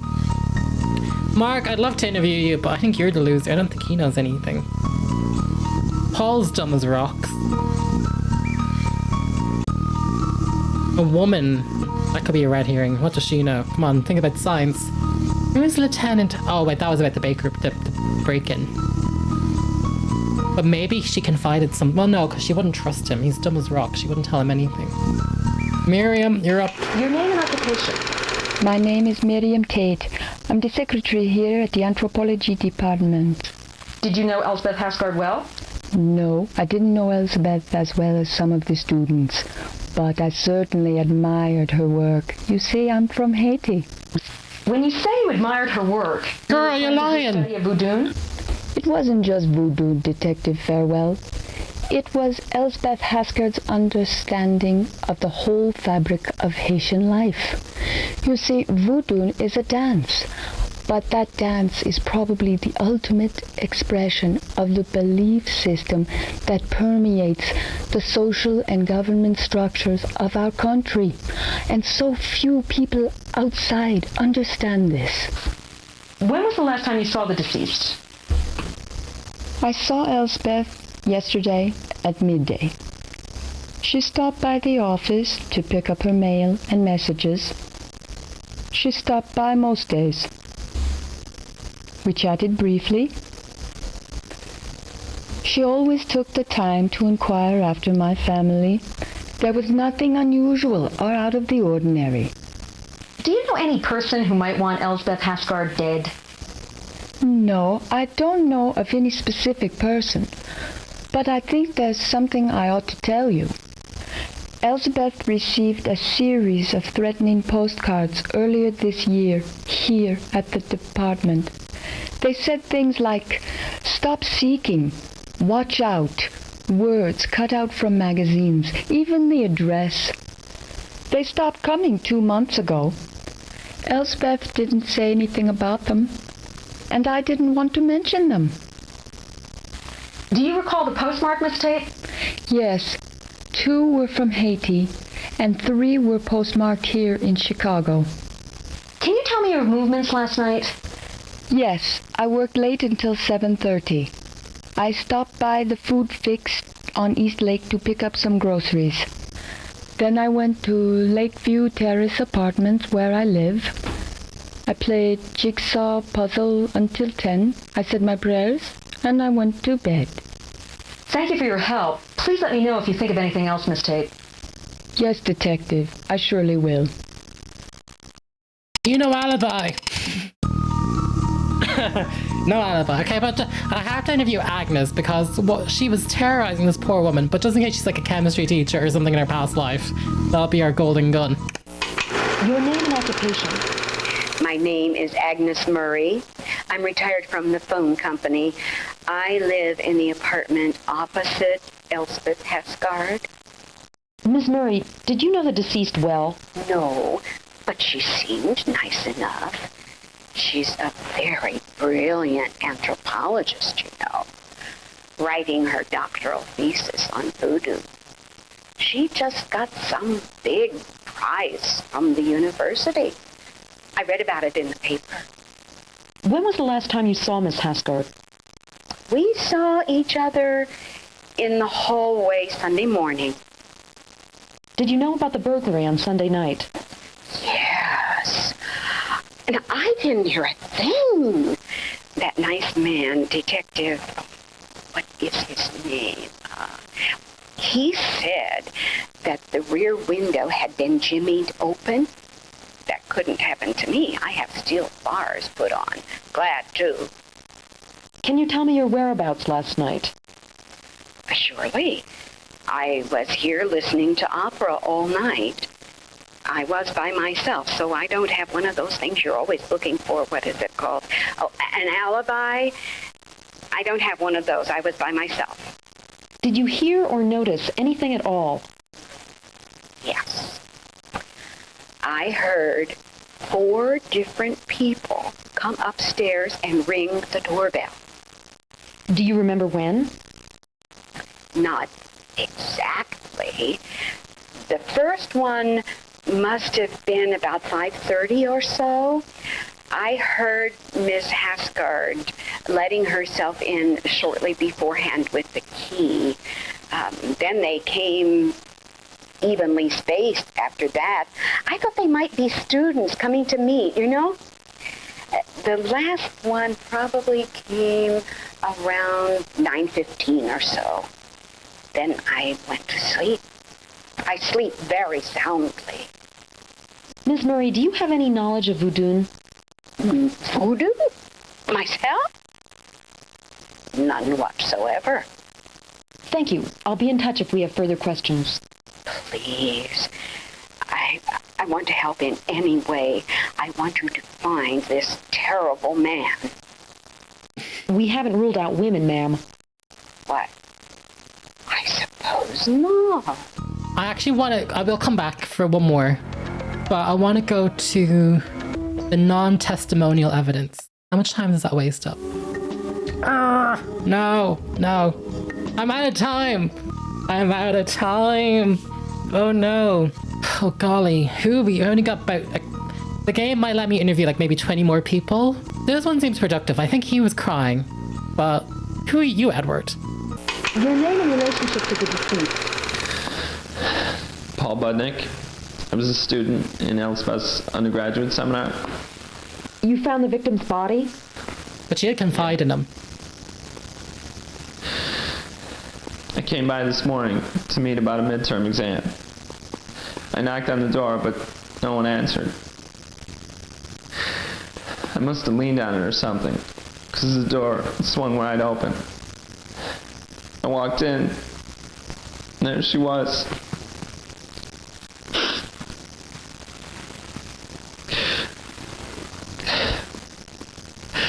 I know we were sleeping together. I know it looks like I did it, but I didn't. I swear to God. You were having an affair with Miss Haskard. Look at that hair. Yeah, but we were being careful about things. She had a boyfriend. She said that they'd been on the rocks for a while.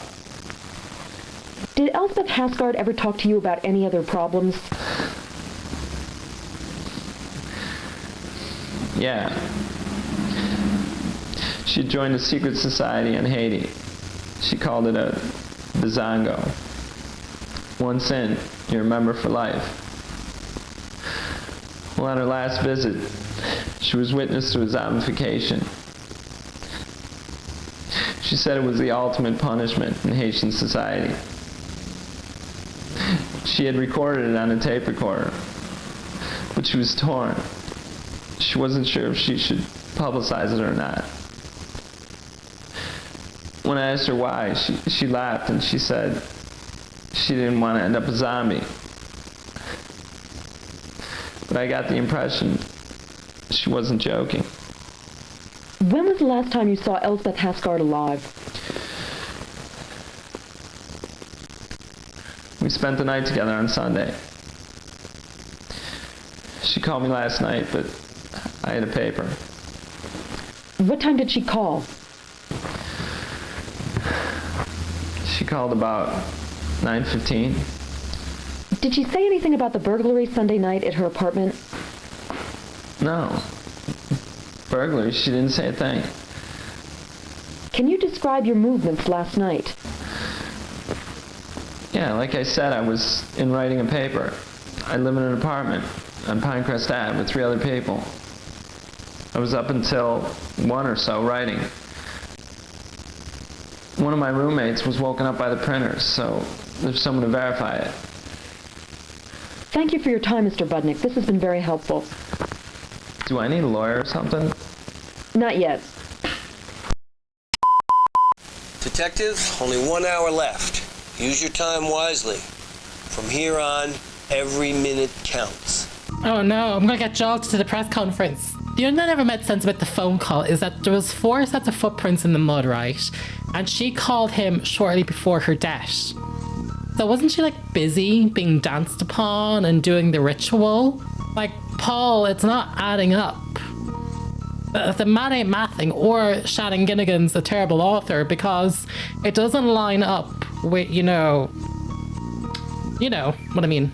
Like, let's go back to the phone records. Like, she calls Paul at 9, but we know there's people coming in and out of her house. And like what the neighbor said, what Agnes said is true, because we know there's 4 different sets of footprints. You know what I mean? Like, why she could, like, just people over at the house already, and she's calling Paul. So she didn't feel she was in immediate danger. I don't think the voodoo stuff, it doesn't matter. Maybe for the press conference it will, but it doesn't really matter for... Let's just see if he has an alibi. You must see the interview before checking an alibi. Okay. We know she has no alibi. She won't have one. Irrelevant. Peace of mind. Get rid of him. According to the University Library computer records, Carl Schulman used his ID to take out a copy of Myth Image in early Senegal at 9:32 p.m. last night. Yeah. No one at the Fuller Avenue Texaco station reports seeing him, however, but the night manager did say that after 9 p.m. they get about 80 customers an hour, so it wouldn't have been unusual. He himself claims that he went home and watched the news, but since he lives alone, there's no way to verify this. I asked around about the Naomi Freeman thing, and rumors are everywhere, but facts are very hard to pin down. Oh, I like her. She's sassy. It's a pity I didn't get to see more of her on this run. Maybe we'll revisit, because I don't think I'm going to be able to catch the suspect. I think it's going to be very unlikely. But we can go back to 12 and let's see. We can watch one more, and then we're going to get jolted to the press conference. So I would say, because I don't even know who Edward is. My name is Edward Talaman. I am a movie producer. The movie producer's back. Elspeth Haskard's diary that you were scheduled to meet yesterday evening with her, did you? Yes, that's right. We were supposed to meet here at my hotel, but she called and asked if I could come to her apartment instead, which I did around 7.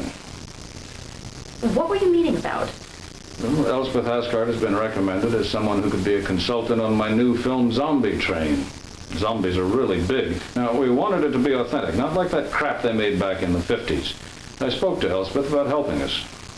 Did she agree? She said she'd think about it. Why? Why are you asking me all these questions? Miss Haskard is dead. Dude, you're interviewed about Sam Rupert too. Are you sure? We're positive. But I just saw her last night. I know, and what we're trying to ascertain, Mr. Talman, is that someone saw her after you left. Can you describe your movements last night quite exactly? Well, of course. I left Miss Haskard's apartment about 7:45. I had a car waiting outside. The driver took me on a tour of the waterfront and then returned me to the Ritz. I had dinner at the Jockey Club downstairs. Then I went back to my room and called my housekeeper Anna and my assistant Kate back in California. I went to bed, say about 10:30, 10:45. Mr. Talman, did you notice anything odd when you were with Miss Haskard? Did anyone call? Was she relaxed? No, she seemed fine, but she did get 2 phone calls while we spoke. I noticed that she was quite pleasant to the first one and very cold to the other. Probably suitors. Miss Haskard was, well, let me put it this way. I haven't felt so much raw sex in a room since I met Madonna. Oh, I did see somebody enter the building as I was leaving. A man, late 40s, wearing a trench coat. I could probably identify him if I had to. Yes, we'd appreciate that. Thank you for your time, Mr. Talman. We'll be in touch shortly. Dead, huh? Gee, I wonder if I could work this into the plot of the movie. Were there any fingerprints? How old was the victim? Who was the last person to see Mr. Haskard?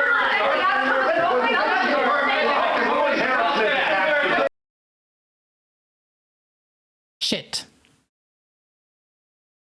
Because you've only half an hour left, you've automatically defaulted to the press conference. This section takes 10 minutes. If you pass, you'll proceed directly to the warrant. How much does Miriam Kate weigh?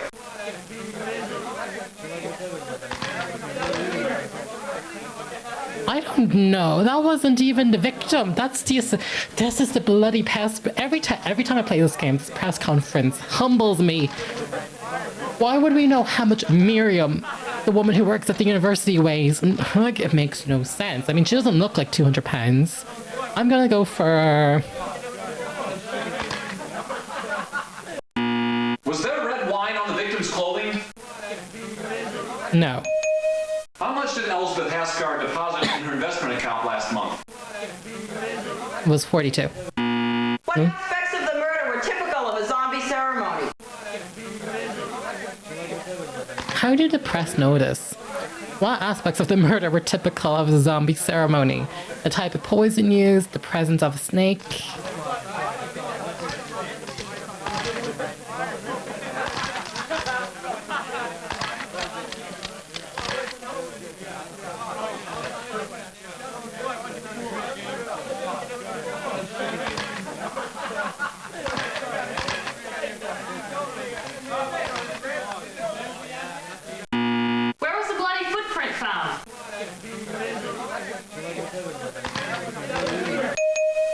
Did the murder take place on the north side?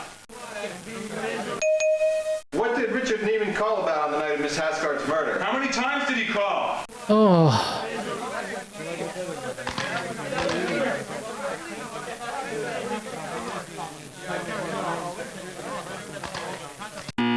What time is the body discovered?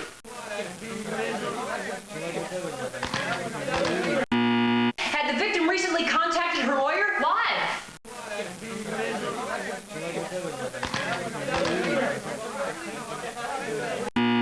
Where were the postcards postmarked? There were one from Haiti and from Chicago.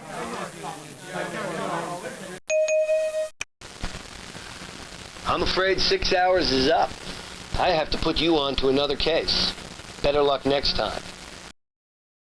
Yikes. Fail. Sorry, Shannon. Not this time. Let's go and watch. I don't know if I'm going to play it fully again, but I want to watch all the interviews, the ones we never got to do, because I do like to watch the acting. Your name and occupation? Lieutenant Harry Delgado. I've been working on a theft that took place 2 days ago at the victim's apartment. Can you describe the case? First seemed fairly standard. Precinct got a call 10:39 Sunday night.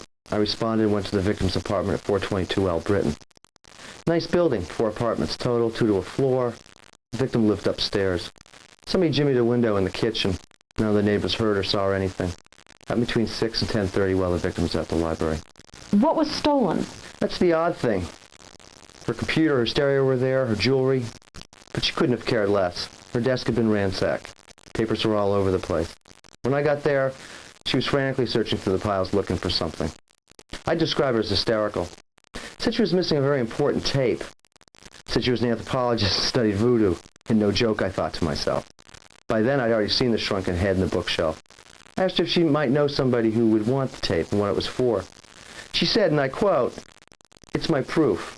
And as she spoke, it was as though something suddenly dawned on her. She turned white as a sheet and asked me to leave.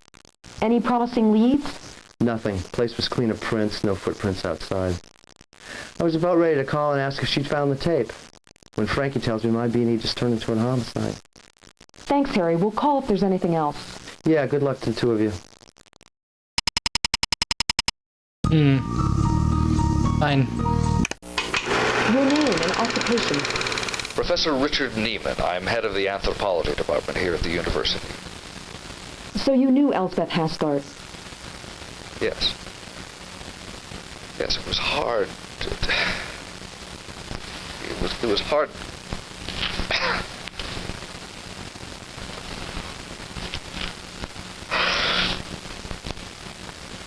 She was a difficult person not to notice. What do you mean? Well, for starters, she was incredibly brilliant. Her field work in Haiti was groundbreaking. But it wasn't just her mind. Elspeth had this magnetic effect on people. Me included. But she was an inspiration to all sorts of people. Besides all that, she was beautiful. Were you in love with her? No. I'm married. Professor, when I first notified you about the death, you said something like this was bound to happen to Elspeth sooner or later. What did you mean by that? Voodoo was a very dangerous area of study. It's based on an intricate structure of secret societies that are practically impossible to penetrate. And from what I know about Elspeth's intellectual curiosity, I'm sure she pushed the limits. And then there was her last trip. Yes. She was on the track of something special. She said so just before she left. She wouldn't say what. A rumor went around the department that she'd infiltrated a sorcerer's sect. It was all very strange because I'm not even certain she traveled to Haiti legally, what with the current political climate. Anyway, when she returned home, she seemed changed, distracted somewhat, even tormented. Well, she'd always had a secretive, mysterious quality, but now it was pronounced. I asked her if there was something wrong. She said she'd made some extraordinary discoveries, but she was waiting to verify them before she presented them. I remember when she said that, I had a feeling of terrible danger. I made her promise that she'd come to me if she ever got into any trouble. She promised me that she would. When was the last time you saw the victim alive? Yesterday afternoon. We had a department meeting of doctoral students writing their theses. Can you tell me, Professor, your movements last night? Yes, I was at home with my 2 children from 6 o'clock on. My wife had a singing lesson. After I put the children to bed at 8:30, I corrected papers until my wife returned home at 11. And then we went to bed. How extensive is your knowledge of Voudoun practice and ceremony? I'm afraid it's limited. My own area is Plains Indians. No, I really only know what Elspeth wrote about. Secret societies, the zombie practice and ritual, and voodoo dances. Thank you, Professor Neiman. We'll call if we have any further questions. We'll keep you informed of our progress. Please. And thank you.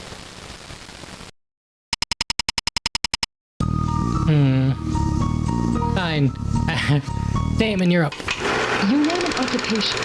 My name is Damon Haskard. I'm Elspeth's brother, and at the moment I'm unemployed. Did you get along with your sister? Sure, we got along well.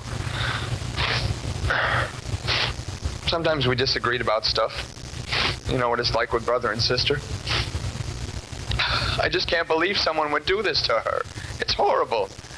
Mr. Haskard, when was the last time you saw your sister alive? I saw her yesterday afternoon. We had tea together at her apartment. Can you describe your movements from the time you left your sister's last night? I left Elspeth's apartment a little after 6. I went to the bagel bakery on Winslow and Kenyon to get some dinner. I got back home near 6:30. Ate 2 bagels, watched the news. I read Gerald's Game, the new Stephen King novel, until I fell asleep at 10:30. I always go to sleep early. My roommate was home, he'll tell you. Do you have any idea who might want to kill her? She did say she hadn't been getting along with Mark LeMay, her boyfriend. She said he'd been bugging her lately. Bugging her? She didn't elaborate. My sister was a very private person. Oh, diva. She didn't go into personal details, even with me. But I think she was about to break up with him. Do you have any knowledge of Voudoun, Mr. Haskard? Just bits and pieces of what Elspeth told me over the years. It's polytheistic, a serious religion. The roots of voodoo can be traced to the religious and social practices of West Africa. That's where most Haitian slaves came from. Thank you for your help. If you think of anything else, please let us know. Of course I will. Oh, it's Miriam. Miriam did it. Anyway, let's listen to Mark. Your name and relationship to the deceased. Mark LeMay. I'm a doctoral candidate in anthropology at the university. Elspeth Haskard and I have been dating for the past 2 years. Have you and That's why you had the paperwork. Getting along recently? No. To be perfectly honest, we hadn't. Was there a particular reason? I suspected that she was interested in someone else. I didn't know who, but she had been hanging back a bit emotionally. The thing is, she would neither confirm or deny it. She just liked to keep me hanging. And I'd had enough. When was the last time you saw Miss Haskard? Last Saturday morning, I stopped by on my way to the airport to go to my grandmother's 90th birthday down in New York. I was originally planning to stay down there until the end of the week. I came back when I heard the news. So you were in New York on the night of the murder? Yes, I was staying at the Paramount Plaza Hotel. Several people have mentioned that Elspeth Haskard didn't seem herself after her most recent trip to Haiti. Did you notice any unusual behavior or change? She did seem more tense. Elspeth said that she had made some important finding, and she wasn't sure if she should announce it. Actually, I never thought about it too much. She liked being mysterious, Elspeth. It helped enhance the legend. Do you have much knowledge of Voudoun, Mr. LeMay?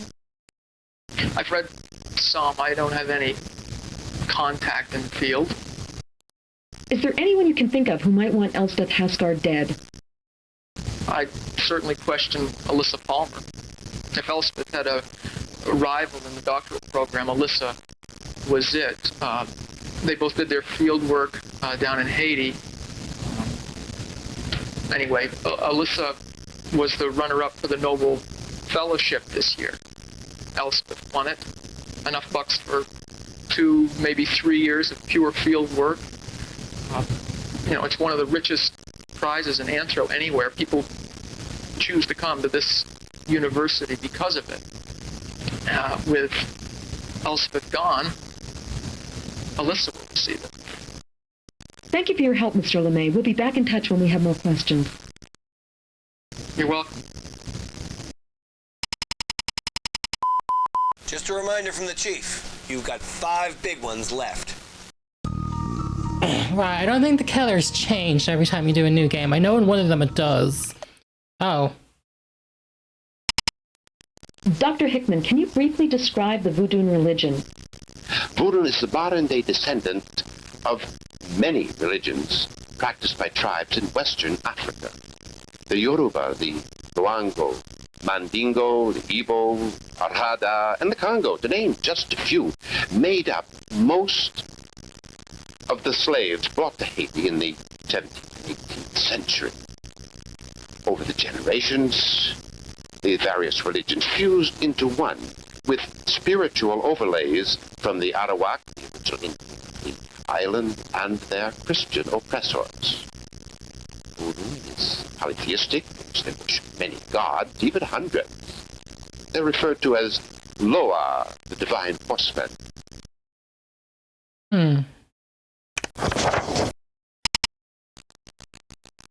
Elspeth Haskard's murder appears to have a number of ritual elements. Our hunch is that they are somehow related to her anthropology work in Voudoun. What's your sense about this? The various photos and lab reports indicate many authentic elements of a zombie ceremony. But there are some irregularities as well. Okie dokie. What about the murder scene resembles a zombie ceremony? First and foremost, the poison that killed Elspeth Haskard is a legitimate magic powder. It is exactly the stuff used to do zombie in Haiti. The presence of a protective antidote nearby is another indication that the person or persons involved understood the power of that poison. Is there anything beside the poison that makes it seem like a zombification? There are other elements common to a Voodoo ceremony: the sacrificial animal, the snake, the Christian imagery depicted in the position of the body. There are some perplexing things.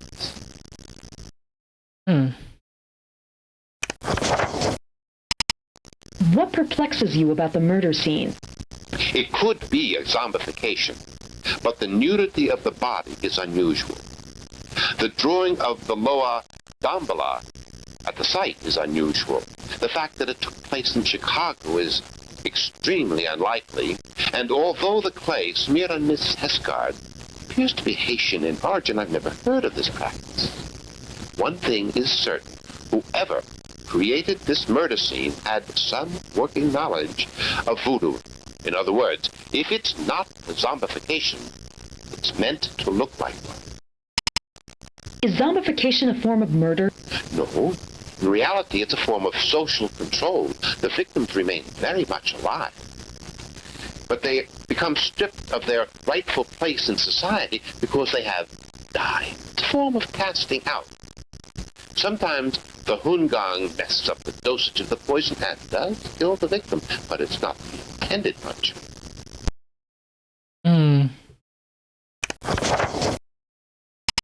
How does someone become a zombie? First, they have to be nominated. In order to be nominated, they have to have violated a major taboo of the Haitian social order. This nomination is made in the local bazongo or secret society. The nominee is placed on secret trial. The trial which can go on for years, and in which the person in question is closely observed. If it can be proved that the person has committed the alleged action, she is made into a zombie.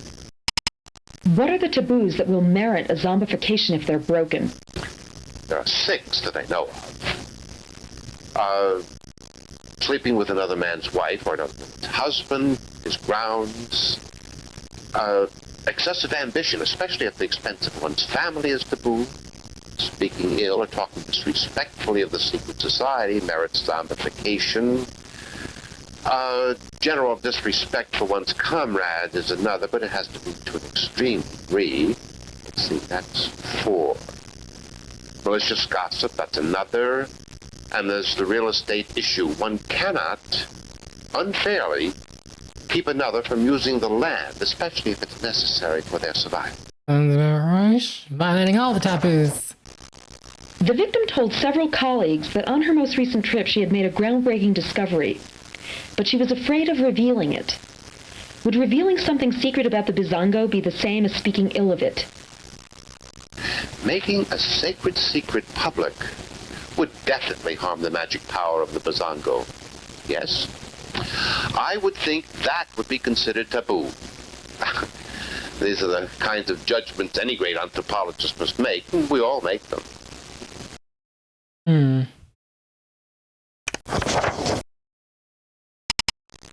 Dr. Hickman, how do you explain the dead chicken at the crime scene? Frequently an animal, or a number of them, will be sacrificed at the beginning of a Voudoun ceremony to awaken and propitiate the Loa. I think that's what's going on here. What about the blood-spattered dress covering the victim's body? White is the traditional color worn at Voudoun ceremonies. It does seem strange that Miss Haskard was not wearing the dress, however, as I mentioned. I cannot explain the blood on the dress either. Perhaps it's meant to symbolically link her to the sacrifice of the animal. A dead chicken. What about the blood in the victim's palms? Each Voudoun ceremony is unique, depending on the sorcerer conducting it. The blood is obviously a Christ reference, another tie-in with the sacrifice motif. Do the chips of broken mirror at the crime scene have a significance? Mirror imagery is extremely strong in voodoo, especially in conjuring the relationships between the Loa and us mortals. I would say the broken mirror here denotes a broken connection with the Loa. Got it. What about the toad inside the jar with the worm? This is another indication that the murderer knew zombie poison. The toad becomes very agitated by being in the jar with the worm. This releases powerful toxins into its system, increasing its psychoactive powers when put in powdered form. As you can see from the lab report, there's a bit of this in the poison, too. What about the other elements on the altar? The beads, the tuft of grass, the perfume? They all have significance for the sorcerer. They help him summon his power, but they have no particular relationship to zombification. Okie dokie. The most powerful ingredient in the poison used to kill Elspeth Haskard is tetrodotoxin. It's supposed to have come from a blowfish. Are there blowfish on Haiti? There certainly are. I'm certain that Haiti is the source of your poison. Okie dokie. Dr. Hickman, what is the meaning of the symbol drawn in cornmeal on the floor next to the body? It is a vever, a sacred symbol representing a loa. In this case, the loa is Damballa. Damballa represents the essence of all life. He also stands for a kind of overarching cosmic wisdom, a state of near perfect peace. I don't know. Have you ever met a zombie, Dr. Hickman? Yes, at least 3. Okie dokie. Do you believe in the so-called magic of Voudoun? Miss Farewell, there are things we can't explain in our empirical, mechanistic view of the universe. 10 years ago, some teenagers in Yugoslavia saw an apparition of the Virgin Mary on a hill outside the village, weeping for the war and strife she saw ahead. Today, this same village in Bosnia-Herzegovina remains untouched by the war that virtually surrounds it. We in the West explain this by calling it a fluke, a coincidence. Voudoun accepts these magical things in its view of the universe. It includes and embraces this magic as central, not peripheral. It sees things that we can no longer see. Okay, so that was the Voodoo Expert. But there was also, though, some symbols we can look at. Fun. I like the music.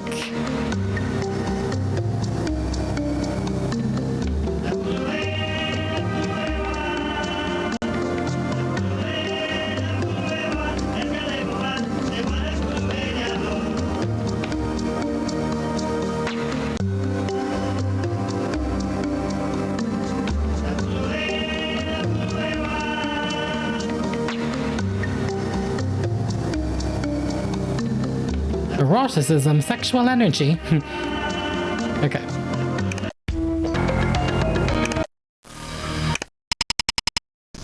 An employee at the bagel bakery verifies that she saw Damon Haskard last night at around 6:30.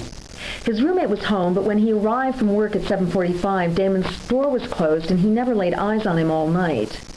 He said that's a little unusual, but that Damon's been moody lately. He did hear soft music playing, and he heard Damon make several phone calls around 10 p.m. This alibi is a little weak. Darn it. This alibi has a few very interesting glitches. There is an M. LeMay recorded as flying on United from Chicago to New York on Saturday, and the Paramount Plaza claims that Mark LeMay registered on Saturday for 1 week exactly. There's a note in the housekeeper's log that on Monday night, though, he didn't sleep in his own bed. Mark gave me the name of a friend that he claims he had dinner with. I called the friend, and the friend told me that, in fact, they did have dinner, but that they parted ways at around 8 p.m. If he went directly to the airport and caught a flight, and the time of death is off, conceivably, he could have committed the murder. But it's a long shot. No. Richard Neiman's report syncs up. His wife did have a singing lesson. It was their usual Monday night pattern. He fed the children and put them to bed while she was out.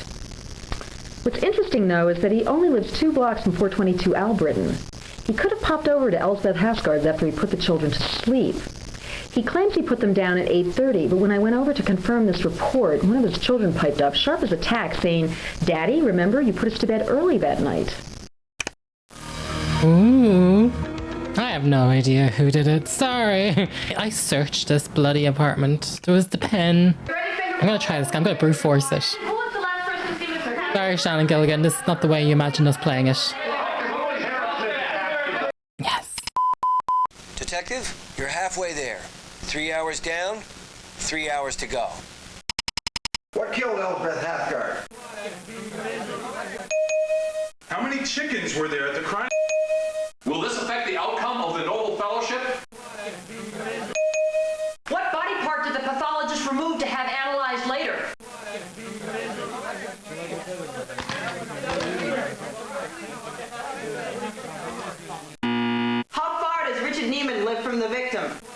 mystery box. What is the meaning of the frog inside the jar with the worm?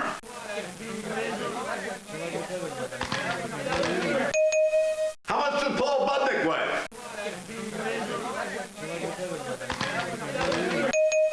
What was found in the dining room of the victim's apartment? Who is gated? Not sexuality. What time did he report leaving the system?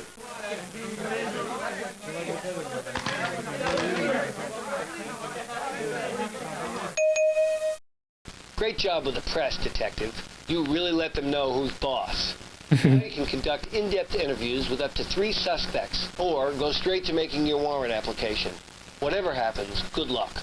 Okay, wait. Second round of interviews. Who are we going for? Your choices for the suspects to interview further can only be made at this time. You may choose 1, 2, or 3 suspects. You will not be able to return to the screen to change your selection. Who are we going for? Right. You put them to bed earlier. Miriam, it's so you. I think, unfortunately, because it's set in the 90s, racial profiling is coming into place. And... too dumb, movie producer. Too dumb. Too dumb. Too dumb. Too dumb. Too dumb. Too dumb. Too dumb. It is interesting that, like, you could... maybe it is the detective. Didn't he not reveal that someone broke in through the back window? Like, how did... Wait, Agnes, how did you know this? It is weird they're giving me a detective, isn't it? Like, part of me wants to throw him in. Oh, I can click on these. Okay. Her ex-boyfriend had a key, but when she asked for it, he refused. So she just had her locks changed. Yeah, I was gonna say, but like, yeah. My guess is they used the tree that grows right next to the house. I checked the ground, but didn't see any marks that a ladder would have made. They'd have to be quite an athlete to climb that tree, though. Like I said, the minute I asked her some questions, she got all jittery and asked me to leave. She acted like she knew someone, but she sure wasn't going to tell me. Sure, the criminal mind is very resourceful. No photos, just tapes. Not only is it possible, I think it's likely. The statistical chances of one person being a target of 2 major crimes in 2 days in a safe neighborhood are 1 in several million. That's true.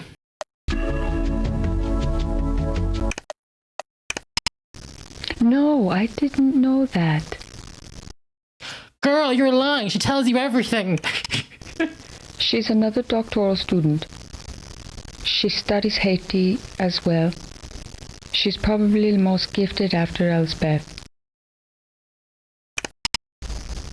I don't know him well. He was a friend of Elspeth's. I left 2 years ago last August. After those thugs kicked Aristide out, I fled. We were both interested in the political situation. We both talked about politics on the island. No, she never mentioned anything in particular. Oh yeah, I forgot about the shoes.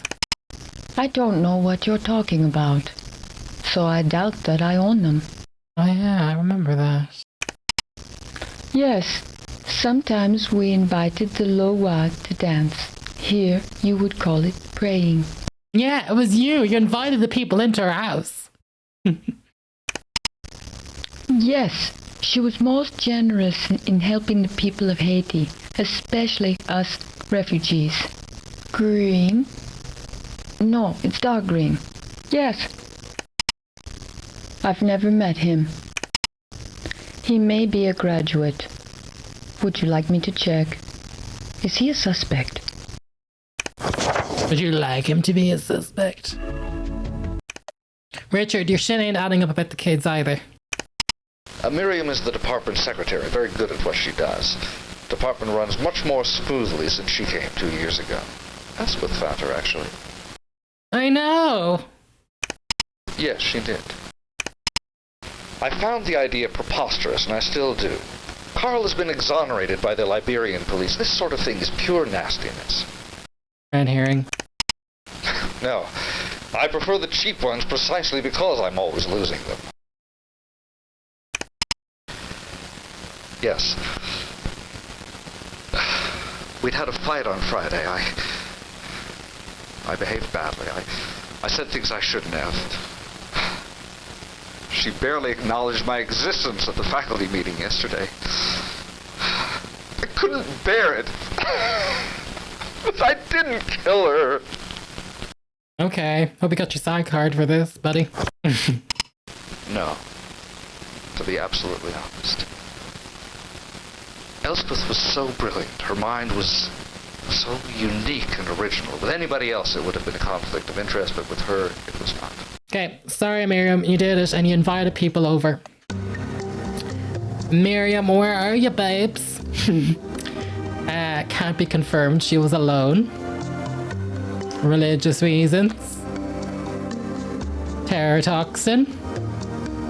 And it was between 9:30 and 10. Sorry, Miriam. Off you go. Bye.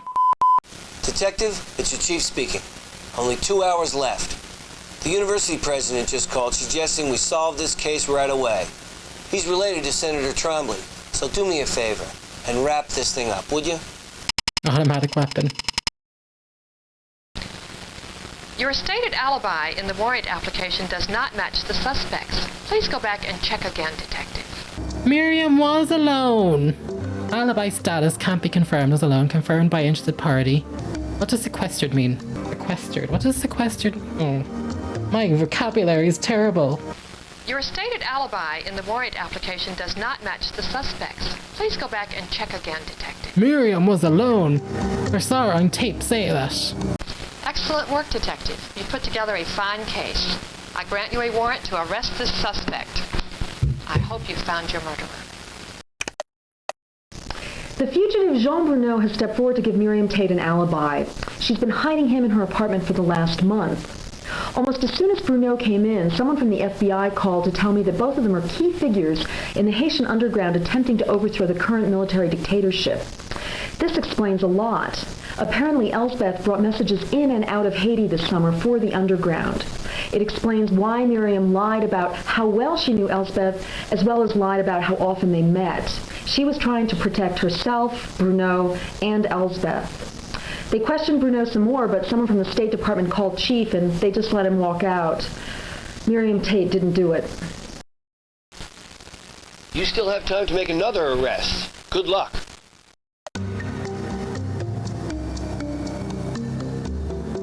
Oh, it could be any of them then. I don't know. How could I see that curveball being thrown in my direction? This is ridiculous. Ugh. I don't know, Paul, was it you? Can't be confirmed. And only 10 minutes before you must file your warrant to arrest. If you don't have a suspect, it's time to make a guess. Sexual jealousy is the motive for many murders in my experience. You have your warrant, Detective. I hope you found the murderer. I don't think it's Paul, but... I checked phone records, and Paul Budnick made 2 phone calls last night. One at 9:15 to his mother, and one at 10:20 to a classmate. Both phone calls lasted a little over a half an hour. Since it takes 20 minutes to reach Elspeth's apartment from his house, he couldn't possibly have had time to go over there, kill her, arrange the crime scene, and then make these phone calls. Someone else murdered Elspeth. You still have time to make another arrest. Good luck. Now, it's gotta be Richard. I mean, how many people know about how to do poison? The kids are put to bed early. Sexual jealousy is the motive for many murders in my experience. You have your warrant, Detective. I hope you found the murderer. Doesn't seem like the... Richard Neiman finally admitted that he did go to the victim's apartment last night. My guess is that he's the guy that Talaman saw coming in when he was leaving. He confronted Elspeth about their relationship, and apparently she laughed right in his face. He went home extremely distraught and went next door to a close friend's. The friend reports that he cried for most of the evening until he saw his wife's lights in their driveway at around 11. This places him away from the scene of the crime at the time of the murder. He's not the killer. I'm afraid 6 hours is up. I have to put you on to another case. No! Fine, we're going to go through them. No! We're solving this damn thing. Go back. How far does Richard Neiman live from... Was Carl Schumann sleeping with the victim? How many many chickens were there at the... How much did Elspeth Haskard deposit in her investment account? Is Voudoun a religion or a dance? What was the official cause of death? What time did he report leaving the system? What is the estimated time of death? When did the victim last travel to Haiti? When did she return? How many visitors did the victim have on the night of the murder? Great job with the press, Detective. You really let them know who's boss. Now you can conduct in-depth interviews with up to 3 suspects, or go straight to making your warrant application. Whatever happens, good luck. Okay. Fine. Definitely not Richard. Definitely not Miriam. We never actually interrogated him, but let's go for him. Agnes, I'm sorry, hon. And Alyssa. No, like I said, we didn't say much to each other. Why? Did she have an enemy in Haiti, too? I don't think it's her. No, I don't. The department secretary? Not much. Pleasant, efficient. She seemed to want to keep her distance from me, though. She was real pals with Elspeth.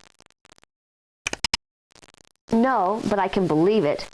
Elspeth just hinted that she planned a hefty raise in my rent at the end of this month. I overheard some of the investigators talking in the hall when I passed them.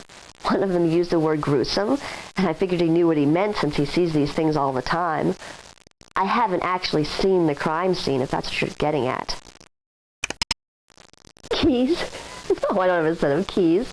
Ask the other tenants. If I had a key, God forbid, I could have gone into her apartment and stolen some of her brilliant research. Yes, I called because a student in my anthropology seminar wanted to change her schedule around. I called Elspeth to see if it was okay. She didn't seem too happy to hear from me. Why didn't you mention it in your first interview? Slipped my mind. Well, I thought it might make me a suspect. I know that's silly of me. I was hoping that now that she was gone, my problems might be solved and just go away. No, I didn't notice anything myself. Why, did she?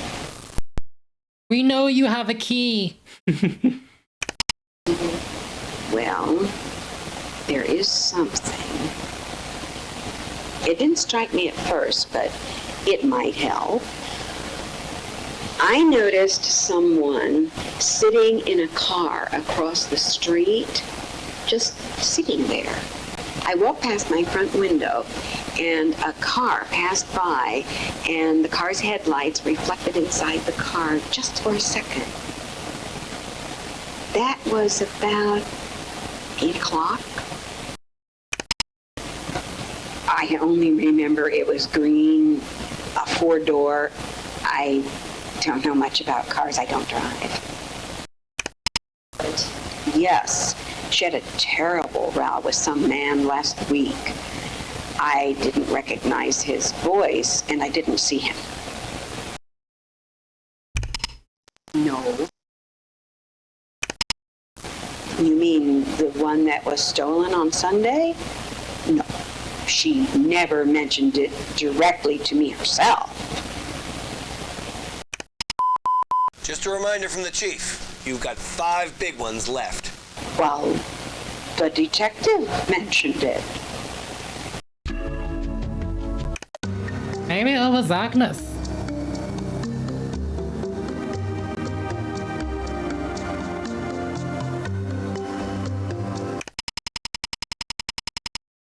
Excellent work, Detective. You put together a fine case.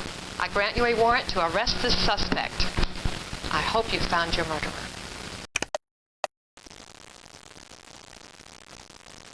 It started when she had all her locks changed. The men doing it just asked me to hold them for her till she could pick them up. At first it was just a lark, having the keys copied. She made me feel so angry and so helpless, trying to evict me from my apartment. It was a way of having power over her. I didn't plan to use them. Then one day in the hallway, she was so rude to me. I thought, what the heck? So while she was out, I unlocked the door and went inside. First few times I just sat there and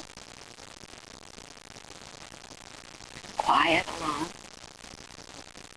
Then I started to pick things up, put them down, look at them. Then I read her diary and her research work. I loved the feeling that I knew all about her and she didn't know anything about me. I became quite systematic. I even used dishwasher gloves so there'd be no fingerprints. I found the notes about the zombie poison by accident one day. My lawyer had stopped working for me because I couldn't pay him. I had an important hearing coming up the next day, so I just decided to kill her. I even learned how to make it authentic, like a real zombie ceremony. It seemed like it would solve all my problems. It did, until today.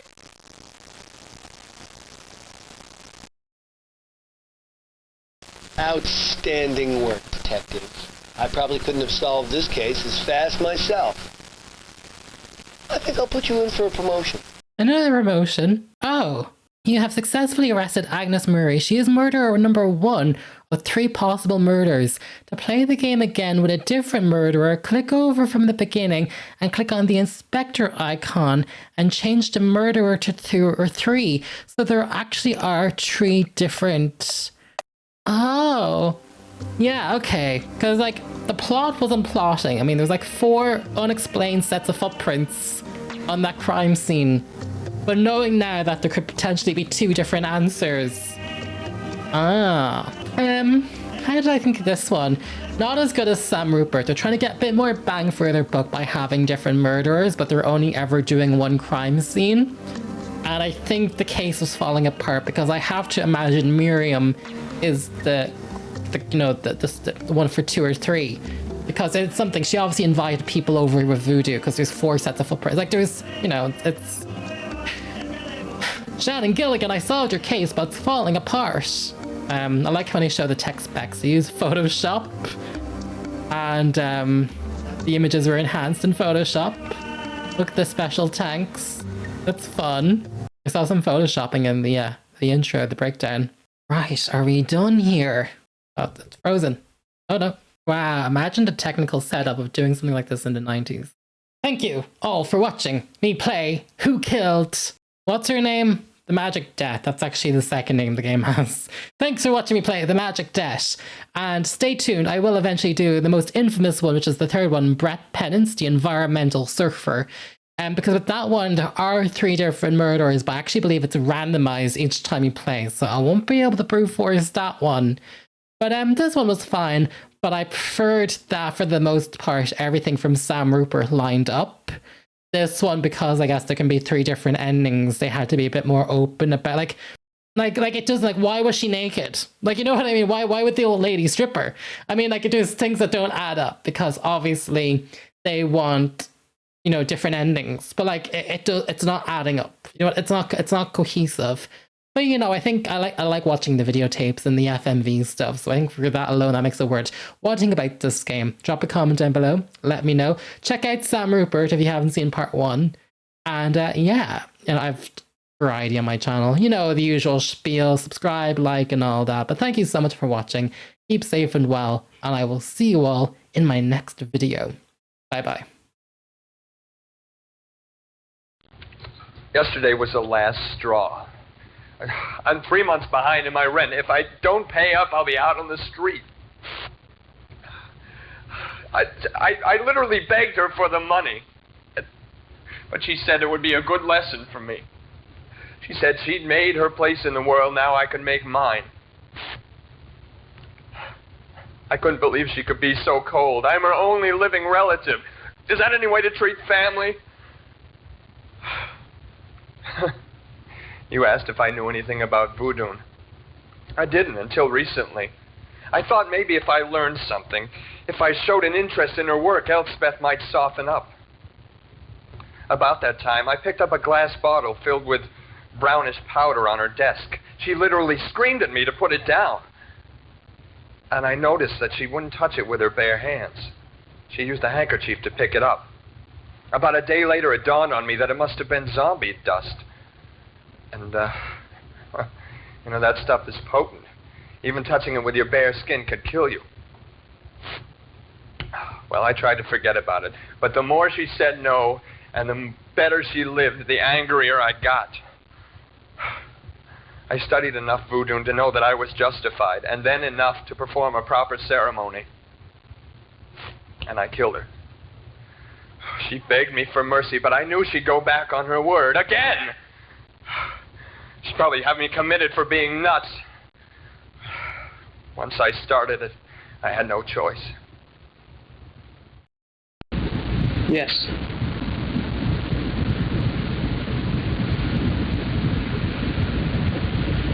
I didn't really plan it that way. I was just so agitated in New York. My family asking after her constantly. So I decided to fly back. Spur of the moment, just surprise her. When I got to the airport, I bought a ticket under another name, and when I arrived in Chicago, I rented a car, even though mine was in the lot. It was like I was a different person. I thought that if I could do everything differently, then she wouldn't despise me.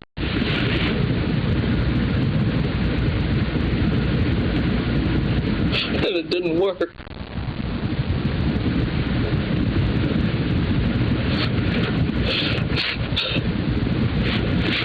So I went to where she keeps the poison, and I forced her to put it on her tongue. She was dead within minutes.